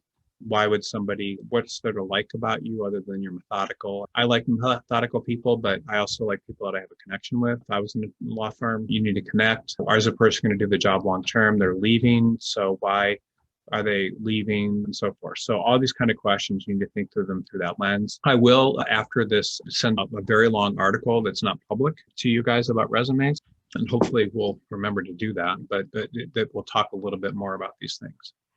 Okay, let me do one more. We'll take a quick break, and then we'll come back and we'll finish the rest of them. Okay, I don't mind this font too much, but again, I just, your fonts should look normal. So one of the things here is no one cares about your search for new challenges, and you're just saying, no one cares if you're pleased. Just say, I'm applying for. That's all you need to say. I'm applying for this position. No one cares about this stuff. They don't care. No, honestly, they don't care. So you just say, I'm applying for your. Don't talk about your civil litigation experience. Just say, I have invaluable. I have experience. It's not invaluable. Practical family laws. I have worked. So I just say, I would like to do something like that. All this kind of stuff, by the way, everyone does this. I'm well prepared to meet and exceed, blah, blah, blah, blah, blah. No one likes that. Resume stuff, this can all go in your resume. So from that, all this diligent and goal-oriented and so forth. So what this person needs to do is, I would recommend, and you're an attorney, so you don't need to tell law firms you're an esquire. I would recommend this person's basically is doing commercial litigation or some sort of litigation, and then commercial litigation, and then wants to transition to family law attorney and do it remotely. So we need to understand the reason why you're doing that, which is they've talked about a little bit here. You might want to go into even more detail, and then you want to try to talk about the fact that you're likely to stick around. They need to figure that out because you're doing a practice area switch, and then you need to be liked. So you might want to talk about yourself a little bit personally to some extent, or make some sort of connection. And then you need to talk about how you can do the job. This stuff should be on your resume, but other than that, it's pretty good. I'll take a quick break for 2 or 3 minutes, and then we'll come back and we'll finish the rest of these cover letters, which will be great. Thanks. All right, man. So we're gonna knock these out, and then what we'll do is we'll take questions. And it looks like there's not a ton of these more, so we'll be through these fairly quickly. Okay. Again, this is not something that you need. You don't say, I've seen a number, but you're not taking the liberty. Just say, I'm applying for your opening for such and such. You don't say, set up a Zoom meeting. Just let them call it and put them in control. I don't, there's a lot of things I don't really mind about this. And you can see when it's short, you can actually be fairly good. But I kind of like this. There would be no greater honors. That's fun to me. There would be greater honors than there would be, or I don't know, but more significant. But this isn't bad. Based on what we've talked about, I would just be careful here.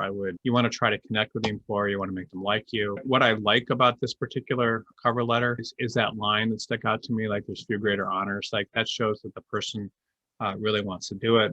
They think about this person. They've done trials and state and federal trials. They've done prosecutions. They've represented the government. They've done felony criminal cases, fraud, security, civil rights. So think about how much this person could write. They could write, madam, they're sirs or madams. They could write pages and pages of what their experience is, but they're just really direct and they've done it all. And so they don't really need to talk about it. And so I think contrast that with like some of these resumes of law students, like this person probably applying for a mid-level job, probably hasn't even ever done a trial or, very few hearings, but you don't need to say all this. This person has done all this. So it just says, I'm a trial attorney, I've done all these trials. It would be a real honor to work for the state of New York. That's great. I like that. That's fine. It's sometimes a good cover letter can be very short and direct. And that's great. There's nothing wrong with that. You don't need, this person doesn't need to say a lot. They could certainly beef it up, but sometimes it talks about why they're applying, talks about a connection. It shows they can do the job. It shows they can be managed. It shows probably that they'll do the job long term, because I get the sense the person's coming from the government. It shows that they want the job, and it makes me like them. Look at that. This is really good. If you take out some of the stuff, I'm applying to the advertised job of blah, blah, blah. I have this experience. There would be few significant honors within working for you. That's it. And then take out the Zoom meeting stuff. That's great. Look at that. It does every single one of these things. It's like a good poem. A good poem will be very short and say a lot. And a lot of times, and that does that right there. Okay, so let's see here. Service is sovereignty. Okay, careful with all this, because I want to contrast some of these lines from this. So like this position offers a valuable opportunity to build upon my experience as an in-house attorney in the global lead and supply companies. I have experience, federal and state courts, blah, blah, blah. To me, there will be few more significant honors in representing New York government and administration. I had an experience once. I've had two experiences. So I had, when I was in law school, and I had a very famous, well-known professor write a recommendation for me for clerkships. And his letter was very short, and all it said is, if I was you, I would definitely hire him. You would be crazy not to hire him. That was his letter, or something along those lines. That's all it said. And this is coming from a very famous guy, and that every judge in the country knew who he was. He didn't need to put in blah, blah, blah, blah, blah. He just put in, that's all he put in. Now, he probably should have put in, you would be crazy to hire him, because I was too much of an entrepreneur and all these things were wrong. But what he put in was very nice. And that was very short and direct. And then when I started applying to law firms after when my clerkship was ending, all I wrote in is, I remember the one from the jobs I got, I wrote, I'm applying to you because I'm interested in practicing law at its highest level, or practicing litigation at its highest level. And that was it. I didn't say thank you. I didn't say this is my phone number. I didn't say anything, which is very short. And what did that do?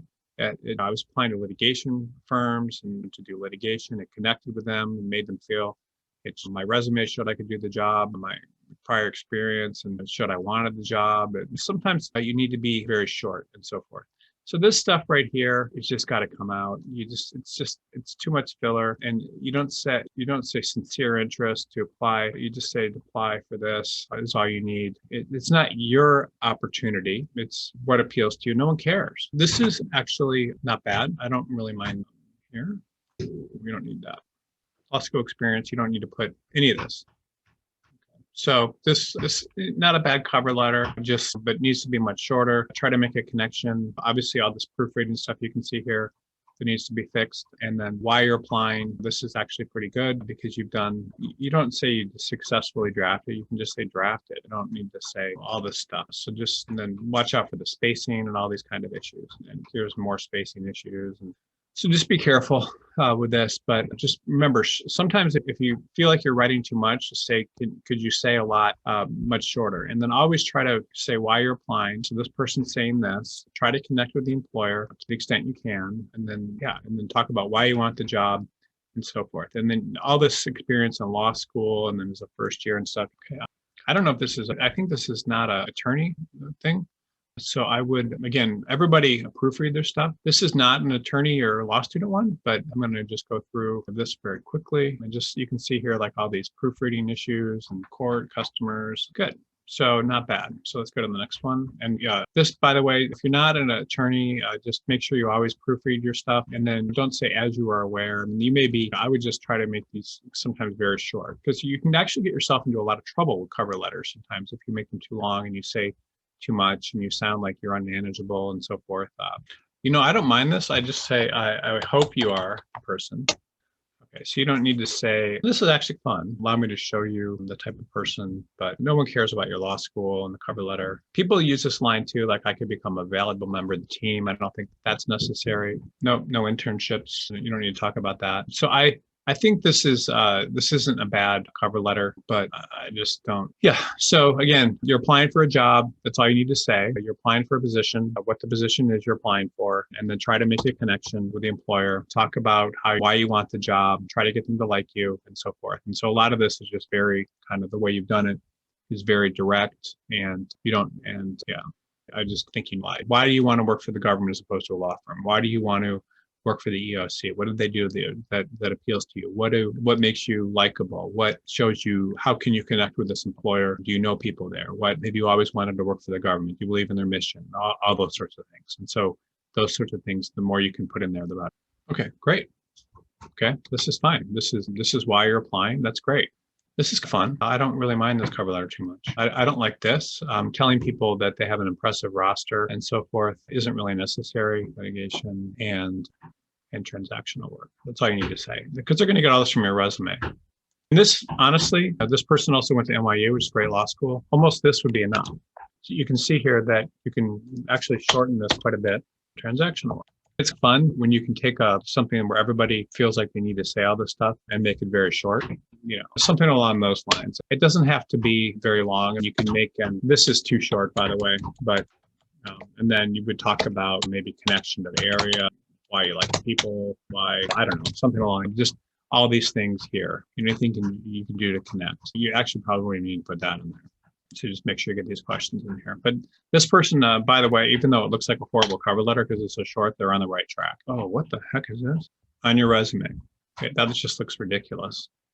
See, this is okay, but just because they have a mission doesn't mean everybody there buys into it. Make sure you proofread it. You can see that healthcare related, and you don't have to say it's noted on my resume. That just takes up a lot of filler. You got to be really careful with this stuff, these typos. And this, by the way, everyone on the call, is not a bad resume and not a bad cover letter in itself, but I think you need to shorten it. Most of the stuff like here is all in the resume. You really want to think about what you can say outside of your experience, because no one's going to read this and get excited.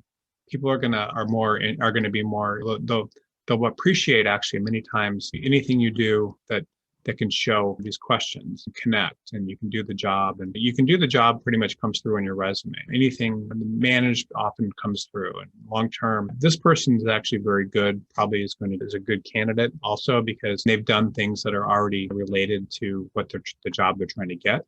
And so that's actually very helpful. So this is a good resume. I'm in a good cover letter for the most part. And I'd like to say, I hope I would have the opportunity to discuss my qualifications, to meet you.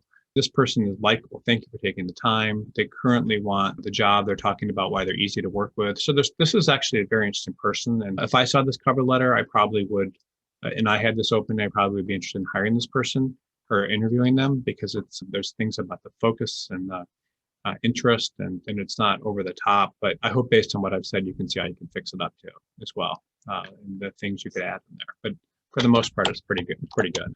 Okay, everybody applying is motivated. Everybody's driven. Okay, you're not going to be able to make a difference in the lives of others in most law firms. And almost every law firm says they work as a team. So none of this is useful.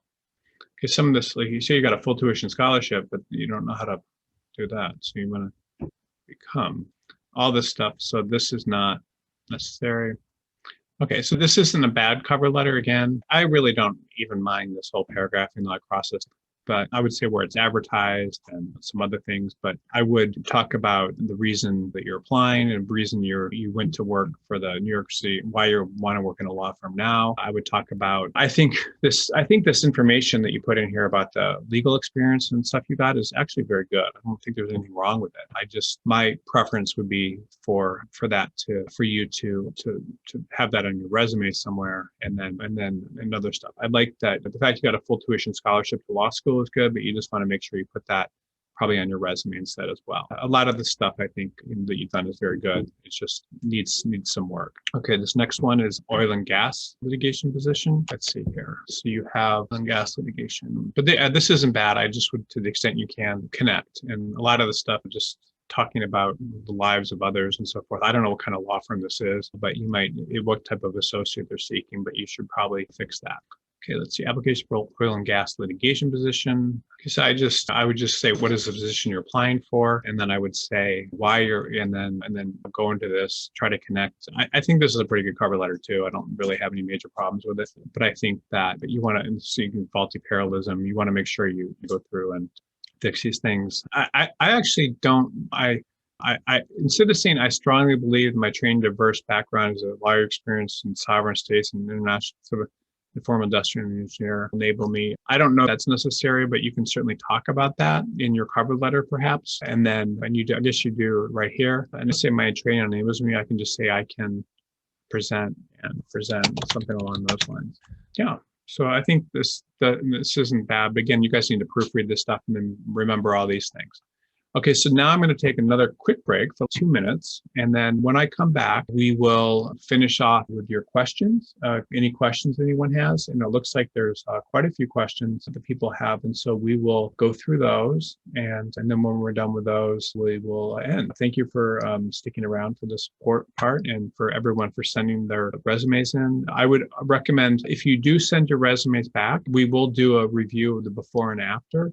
And then we will be able to talk about those. I will do another presentation that I will send to everybody who sends a new resume, and I'll invite you to that. And maybe we can even have a small kind of private session going over your resumes and the reviews of them if you fix them up. So I will be back in just 1 or 2 minutes. All right, so here we go. We're going to do questions now. Let's get started. So we have a lot of good questions today. Let me see here. Okay, so the first question is, let me just do a new screen here. Turn up Grammarly. Okay. First question is, let's see, should I address a gap in my cover letter? Would that detract from my strengths? No, I don't think you need to address a draft in your cover letter. Sometimes, and a lot of times people will talk about, let the law firm ask about it in person and the employer. The benefit of having them ask about it in person is that if the person asks about it in person, a lot of times they already like you. And if you go in there and they meet you and they like you, then it's not really going to be an issue for them. So I would not address the gap in your cover letter. Saying that you moved because of COVID or you were sick or something, it's just really creating kind of issues that you don't need to do that. Okay, let's see. So that's how I would do it. Now, as a recruiter, I always do address gaps in the resume usually, but you don't necessarily need to do it yourself because you're drawing attention to it in the cover letter. And setting up information interviews, what is the best way to go about this? As a law student, should I email partners of firms who are alumni of my school and ask questions about the firm? I think it is a great idea, but I'm worried it would backfire. Any suggestions that would be appreciated?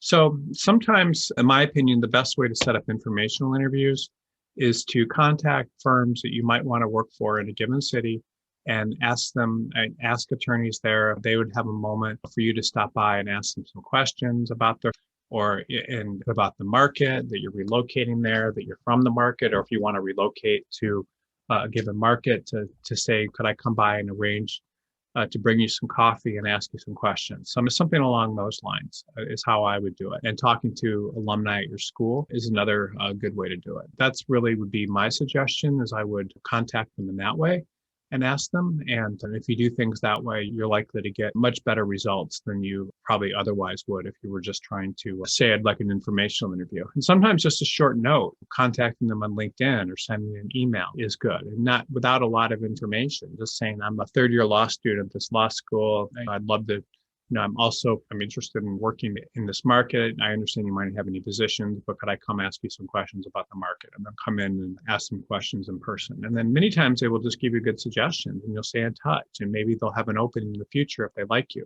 So I think informational interviews are a great idea in networking. Early in my career, I wasn't as big of a fan of them as I am now, but anything you can do in person to connect with people is huge and something you should do. I realize it's not your usual focus, but I'd appreciate the advice of somebody as impressive as you are. I've been practicing for 40 years. I think if you practice for 40 years, that's quite a while, but that's certainly not anywhere near the end of your career. Attorneys practice in the late 80s these days, and some even longer than that. But what I would do is, yes, I would try to look for people that you may have some sort of connection to, that you may have worked for before, and try to potentially work with them if that's possible. That would be how I would try to approach it. I would try to find people that you may have have some sort of connection with to work with. It's going to be very hard if you don't have that sort of experience in your career so far, because you've been practicing for so long that very few people are going to want to hire you for another practice area because they're going to believe that your skills and that you're already well settled doing what you're doing. So that's, yeah.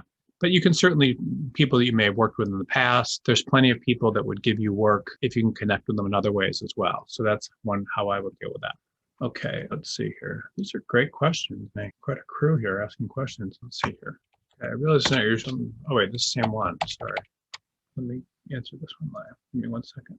I'm a rising 2L who did not get a job through OCI or OGI. I've been mass mailing firms for the past 3 weeks. As far as whether or not there's an open position, how do I address my cover letter if I'm not sure the summer program is still active? Many firms are creative the summer has ended. Any advice would be greatly appreciated.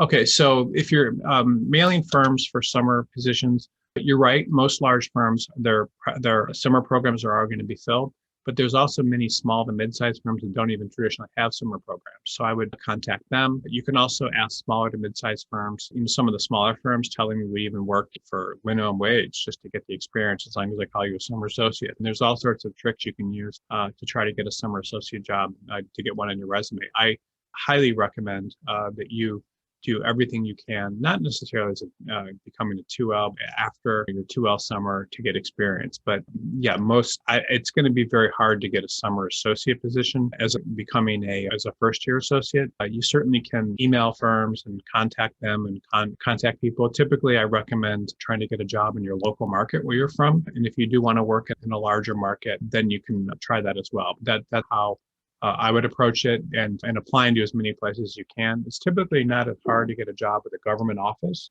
as a 1L than it is, but law firms are also very good. And the more places you apply to, the smaller, the more eager you seem, the more willing you seem to work for a lower wage and that sort of thing for smaller firms, the better off you'll be. But that's kind of how I would approach that. Okay, so this person, I've done contract consulting and documentary for the past few years since my husband fell sick and take care of them. Before that, I worked at government offices trying about 30 cases in state and federal courts. Must I see in a cover letter why am I looking for give this personal information as a reason? That's a good question. No, I don't think you need to. You could even, if you've just been doing a short-term jobs, you don't even need to put that in I don't know if these are permanent jobs, you don't need to put that on a resume. You can just say you worked at a government office and that could be your last employer. And then what I would do is I would just say, I'm eager to return to the workforce after a short absence. Women go have kids all the time, or have to stay home and take care of kids and then go back to the workforce. And there's nothing wrong with that. That's actually a good thing. And employers like that. And so that's probably what most people will assume. So that I think that's perfectly fine. I don't know that I would go into these personal details in your cover letter. I just would apply with what's on there and say that I'm going back and not giving you reasons why. And again, get in the door, let them like you, and then they can ask those questions later. Or maybe they won't even ask them. Someone asks, is this material available for further study? Yes. So all these webinars do go online on BCG after these calls, and it will be up there. And then there'll also be and when it goes live, that'll be there. When it goes live, you'll see it up there. Okay, so this other person says, should you address poor grades in a law school on a resume? If so, how? No. Do not even talk about bad grades. Just pretend like they didn't happen. Get in the door, get liked. If people ask you about your grades later on, that's fine. Honestly, the biggest firms and the most prestigious firms take grades seriously when you're in law school or when you're coming out of law school in your first 3 years. But after that, they generally don't matter except for at a few firms. And in addition to grades not mattering, majority of firms are not large firms. The majority of them are smaller firms. So those firms also typically don't care about your grades. Just don't even put anything to do with about it on your resume. And honestly, grades do not matter. Some of the best attorneys out there had bad grades in law school. There's nothing you need to really go into detail. Practicing law, certainly grades are important, but it's not the most important thing. Okay, what does one say? This is actually a very good question. Thank you for asking, whoever asked it. What does one say in a cover letter to show that one can be managed? So it's pretty much what a cover letter shows. You don't show it's what you don't say. So a lot of the cover letters we looked at today talk about their needs, or they talk about what's important to them or why. And so that shows difficulty being managed. It shows that you'll be difficult to be managed when you talk about having your own business. It talks about you're difficult being managed because anything that kind of shows too much independence, it doesn't show you're a team player. It shows that you're not willing to commit and that you're interested in this opportunity. Those sorts of things that kind of appear in your resume, in your cover letter. There's a lot of writing I've done about can you be managed and so forth. And so I would take a look at that and it's on BCG and just do like a Google search for can you be managed, BCG search and so forth and see that. And then you can tell the kind of things that people put in cover letters that would show that. And typically people saying I'm, eager for new, it comes through. It comes through and just think if you feel like you need to be very independent and so forth, and that will come through. And if you can follow directions and if you work well with teams and so forth, all that is very important to be able to come through. Okay, should I include, this next question is, let's see. Should I include references in a cover letter? No, you do not need to include references in a cover letter. That's not a good idea. Typically, if people want your references, they will ask for them, but you don't need to write down your references in the cover letter. If you feel that if you've been referred to the firm by someone, meaning someone has asked you to apply or someone has told you to write them that works there, then you should name who that person is. Or if you are close to someone in the firm and know them, then you should do that as well. As a general rule, though, if you know another associate there and you're an associate or something, typically you have to be very careful when you name drop with firms because different associates leave all the time and come and go in most firms, and partners are in good standing or bad standing. So sometimes mentioning someone can actually hurt you. So you just need to be careful about that. And then, no, you don't want to include your references in the cover letter, and unless they're people that are there that have asked you to apply, which I guess can be a form of reference. But other than that, no. This is a good question right now. This is actually right along the lines of what we just talked about. Is it a good or bad idea to start a cover letter by saying something like recommended I contact you? And the answer to that is yes. So if that person is at the firm and told you to apply to a job there, then I would put that down. But again, if the person's an associate or something along those lines, it may not always be a good idea. So I would just think through it carefully, but it can be a good idea, but many times it's not. But if it's a partner that you worked with or something along those lines, then that's good. If it's your career services office, then that's good. If it's a judge, just different sorts of people that may have a connection with the firm, it's always a good idea if you can to mention them. Okay. Let's see here. Okay, let's see here. I'm currently a rising second year at a big firm. Hours are pretty bad. Burnout, hate the work, bad firm culture. I'm expecting to get let go. There are a few signs I was told my hours are low. I have an exit starting summer 2021, but may not make it long enough in big law. If I'm let go with Virgin, what being an attorney was employed of an excellent left. I'm considering jumping into the firm in 6 to 8 months. I'm just trying to, I'm rising second. My hours are bad. Sorry, I'm just looking at this. I have an exit starting in the summer 2021. Okay, I don't think, in most cases, if you lose your job, so this is a whole separate issue here, you should immediately start looking for a job. If you're worried you're going to lose your job, that's the first thing, and you should go all out. So you should do everything you possibly can to find a job. I don't care. You should, if you want to be, I don't know what city you're in, but you should look in the city that you're in. You should probably also look at where you're from, and you should do everything you can to find a job because you don't want to be without a job. You don't want to talk about bad hours in interviews. You want to talk about working hard. You don't want to lie, but you want to say times you have worked hard. You want to highlight that. Typically, if you don't want to be in big law, that's fine, but you don't want to be let go. That's without a job, it becomes very hard to get hired. The big issue is when you're in a market like New York or Chicago, or there's so many attorneys trying to find jobs there that if you're unemployed, basically, even if it's not your fault, they'll hire someone else because they don't know if there's something wrong with you. But no, law firms won't be able to tell if you were fired or let go. You can always say you left, but if you left, it's still a sign that you may not be a good long-term fit there. So if it was me and I was you, I would start looking for a job right away. If you do get fired, I would demand to stay on the website for as long as you can and have access to your email and voicemail. But other than that, I would make sure you have another job. And if you're unhappy with the big law firm you're in, it doesn't mean that you're going to be unhappy in big law. It just means you're probably unhappy in that particular firm. It just depends on the firm you're with. Every firm has different cultures and expectations, and you may learn a lot based on the bad experiences that you've had at your current firm and take and fix those at your new firm. But I would be very careful about whatever you can do about being careful. I would be very careful about being without a job.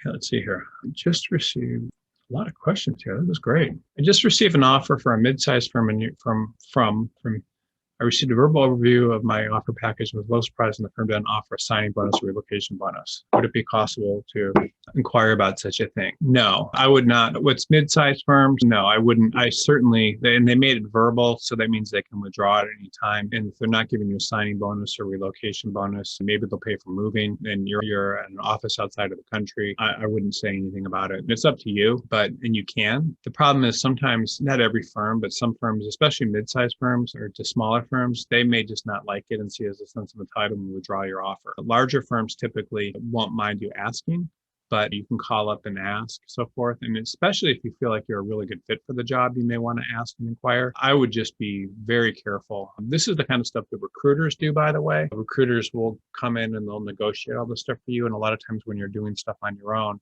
it can be very difficult to negotiate that. I would be careful about what you do. But this is a good question. And were it me, I would probably figure out how much this firm really wants you and ask them about all this sort of stuff. And if you have a recruiter, have the recruiter ask. It's very difficult to get a job when you're coming from outside the country, back to the country or to a new country. So I probably would just feel lucky to have gotten the position. New York's also a very competitive market right now. And so that, well, not for certain practice areas, but be careful.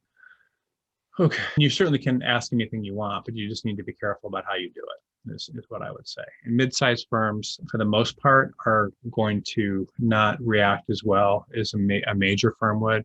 And it's not exactly that common for major law firms to offer, even major law firms to offer signing bonuses. So, okay. So I'm a meeting at a top 20 school.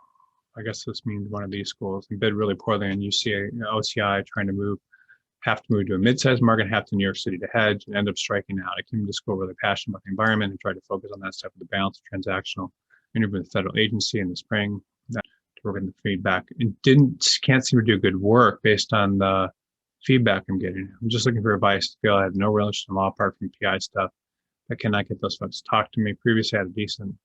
Okay, so just because you're having a bad experience with your clerkship or your intern, that's fine. That's normal. Practicing law is a completely different animal than any type of experience or working anywhere. And most attorneys get slammed when they get their first jobs. I don't really have any issues with any of this. I think you should not really worry about it, but you should throw yourself into it. The fact that you didn't get a job at OCI, I don't like OCI in a lot of cases. I think that you should be applying to firms that don't necessarily interview at OCI. So you can apply to firms on your own in New York. You can apply to firms on your own in whatever markets you want to, that don't necessarily come there. So if you're at Vanderbilt, Vanderbilt is not necessarily a big place where, firms from Miami come, for example. So why not apply to firms in Miami, or firms from Los Angeles don't really come to Vanderbilt very often. And UT, firms from Chicago don't offer.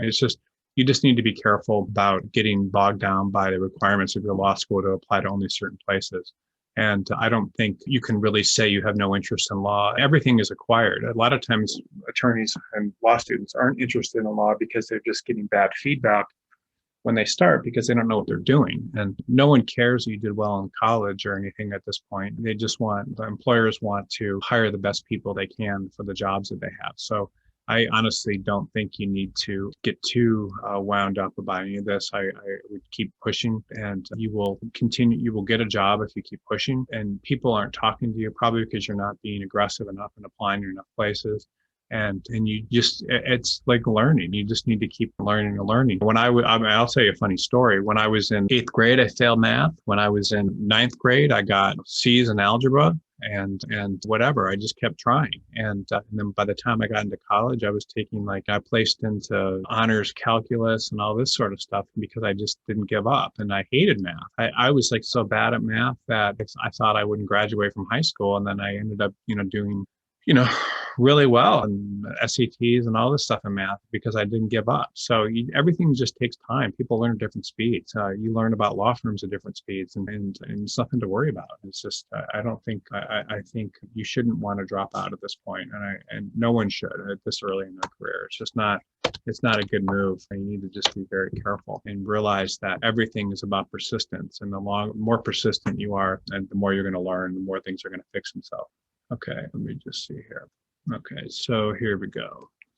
For a big law position, your resume, do you need to list associate of entire time at the firm, or do you list as pre-bar law clerk? No, that's a good point. Most people they list from if you grad, sometimes you'll list when you were a summer associate, if you're a summer associate, and then you list associate from the second you graduate from law school and you start at the firm. So if you start in, September and you're still waiting your bar results until November, you just list associate. That's all. That's all you need to say. People typically don't change it, really. You're hired as an associate, not as a law clerk. You're paid as an associate, not as a law clerk. So that's how I recommend doing it. But if you're a summer associate, you should just put the dates you're a summer associate, and that's it.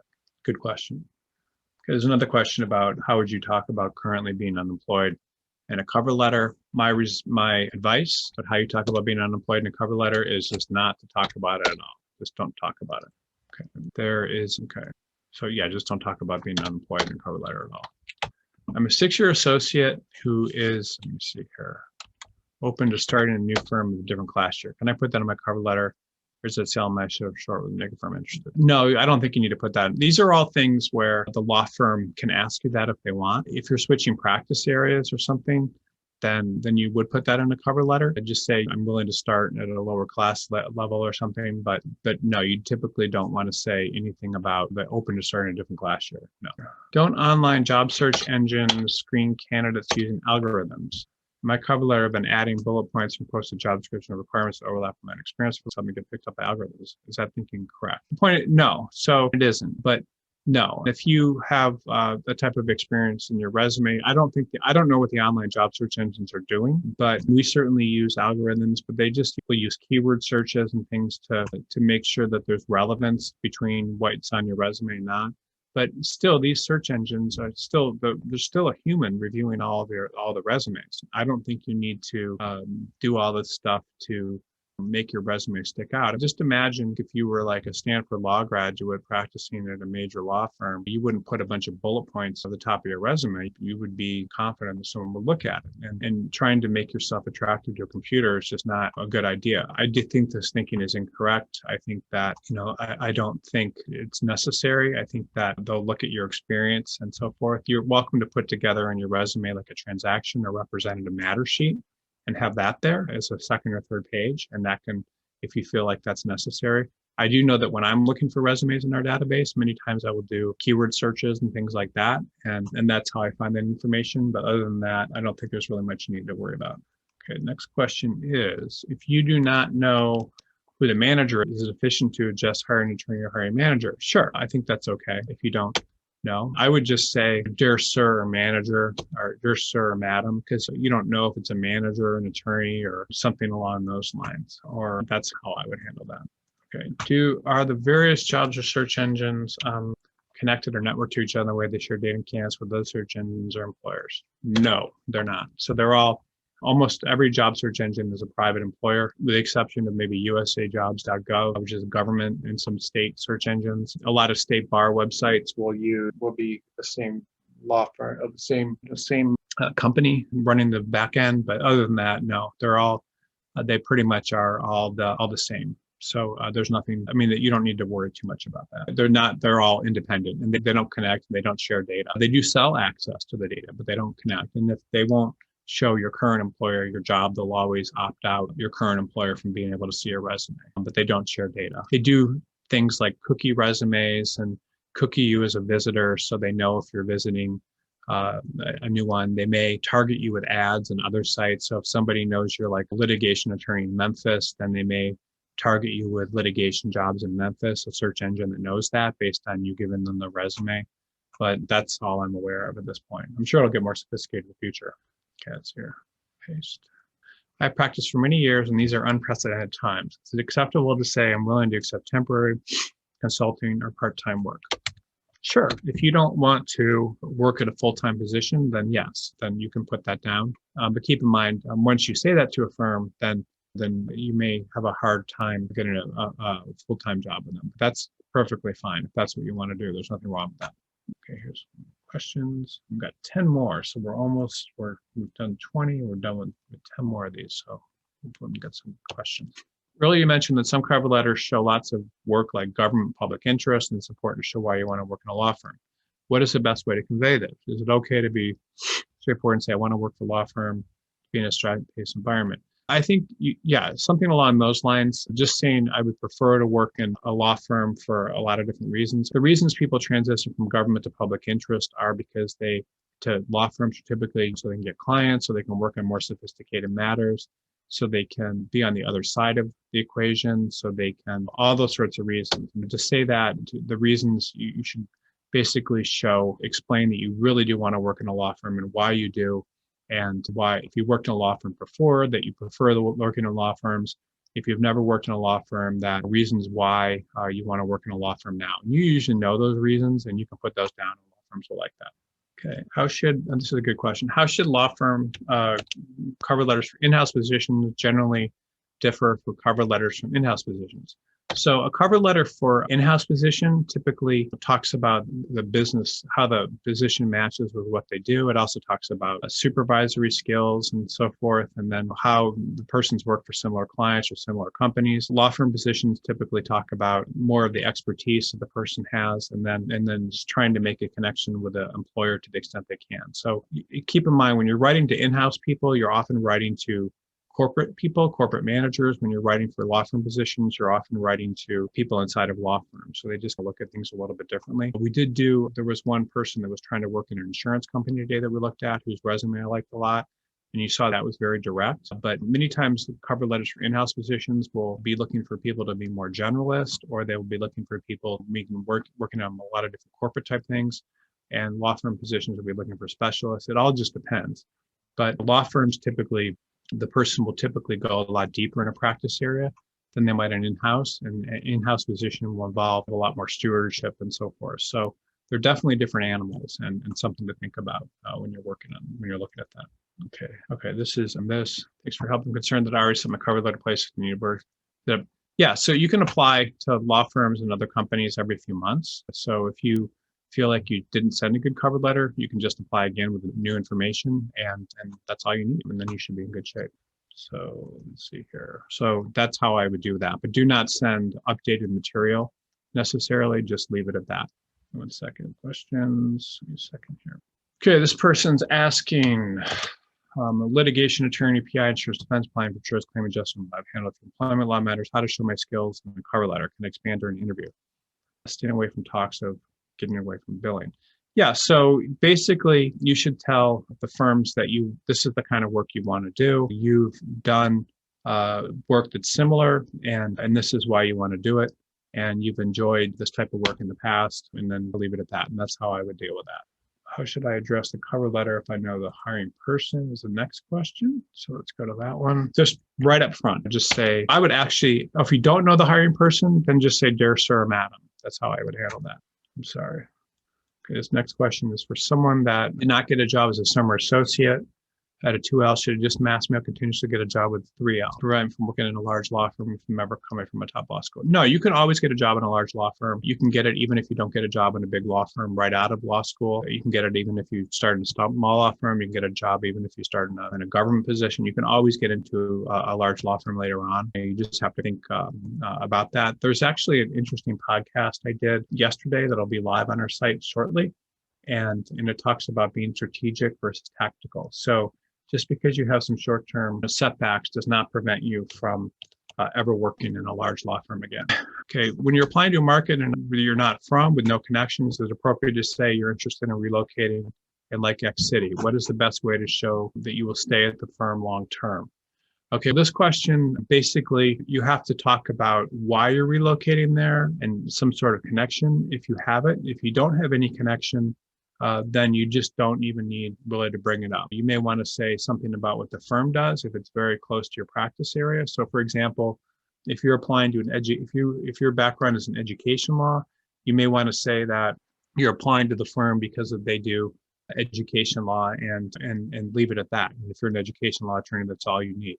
If you're a corporate attorney, it's very common for corporate attorneys all over the country to move to places like Palo Alto and New York, and people do not question why they're doing that. Same thing a lot of times with patent attorneys that do biotech patents moving to Boston and things. So you don't always need to answer those questions, but that's not that important. Okay, then 2 more questions and then we're all done.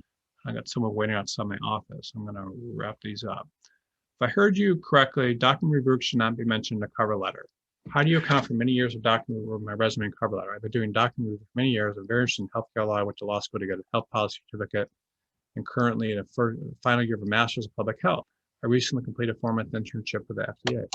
I think that's fine. I think if you've gone back to school to do healthcare law, that shows a real commitment to that. You can certainly put in your document review work, but people are going to be, more interested in your recent experience and what you've been doing. But to the extent you can, I would really try to de-emphasize that too a little bit if you could. So I would talk more about my current experience. You touched on this, but verse 29, let's see here. But I worked in government from a 2L summer and not a law firm. How should I explain this when applying as a 3L at a law firm? There's a better way to explain. You don't need to say anything. So do not explain it and it's fine. You don't need to explain it. Okay, last question, and then we are done. Let's see here. When email to partner set up an informational interview, should I attach my resume or is that too forward? I am a law student. Thanks so much. No, I don't know that you need to attach your resume. It is, you're right, that is forward. You can say a little bit in your cover letter, like I'm a student at school. I have some questions about, what it's like practicing in the city or in your practice area. Would it be possible to meet with you? And then when you do go to the meeting, you bring your resume with you. So thank you, everyone, for coming to this meeting today. And we'll be meeting again next week. Next week, we're going to be covering the kind of, can you do the job? That big, important question that law firms are asking. And we're going to be covering it from the point of view of a law firm. And I think it's going to be a fairly interesting meeting for you guys. And I appreciate everyone spending so much time in this meeting today. I know it's been almost 4 hours, but this is good information. I'm also going to be sending out a very long resume article that I did that covers a lot of this stuff and is not publicly available. So everyone that was on this meeting, I'll be sending it to you shortly. And again, I appreciate everyone being on the call and I hope you guys have a good week. Thanks.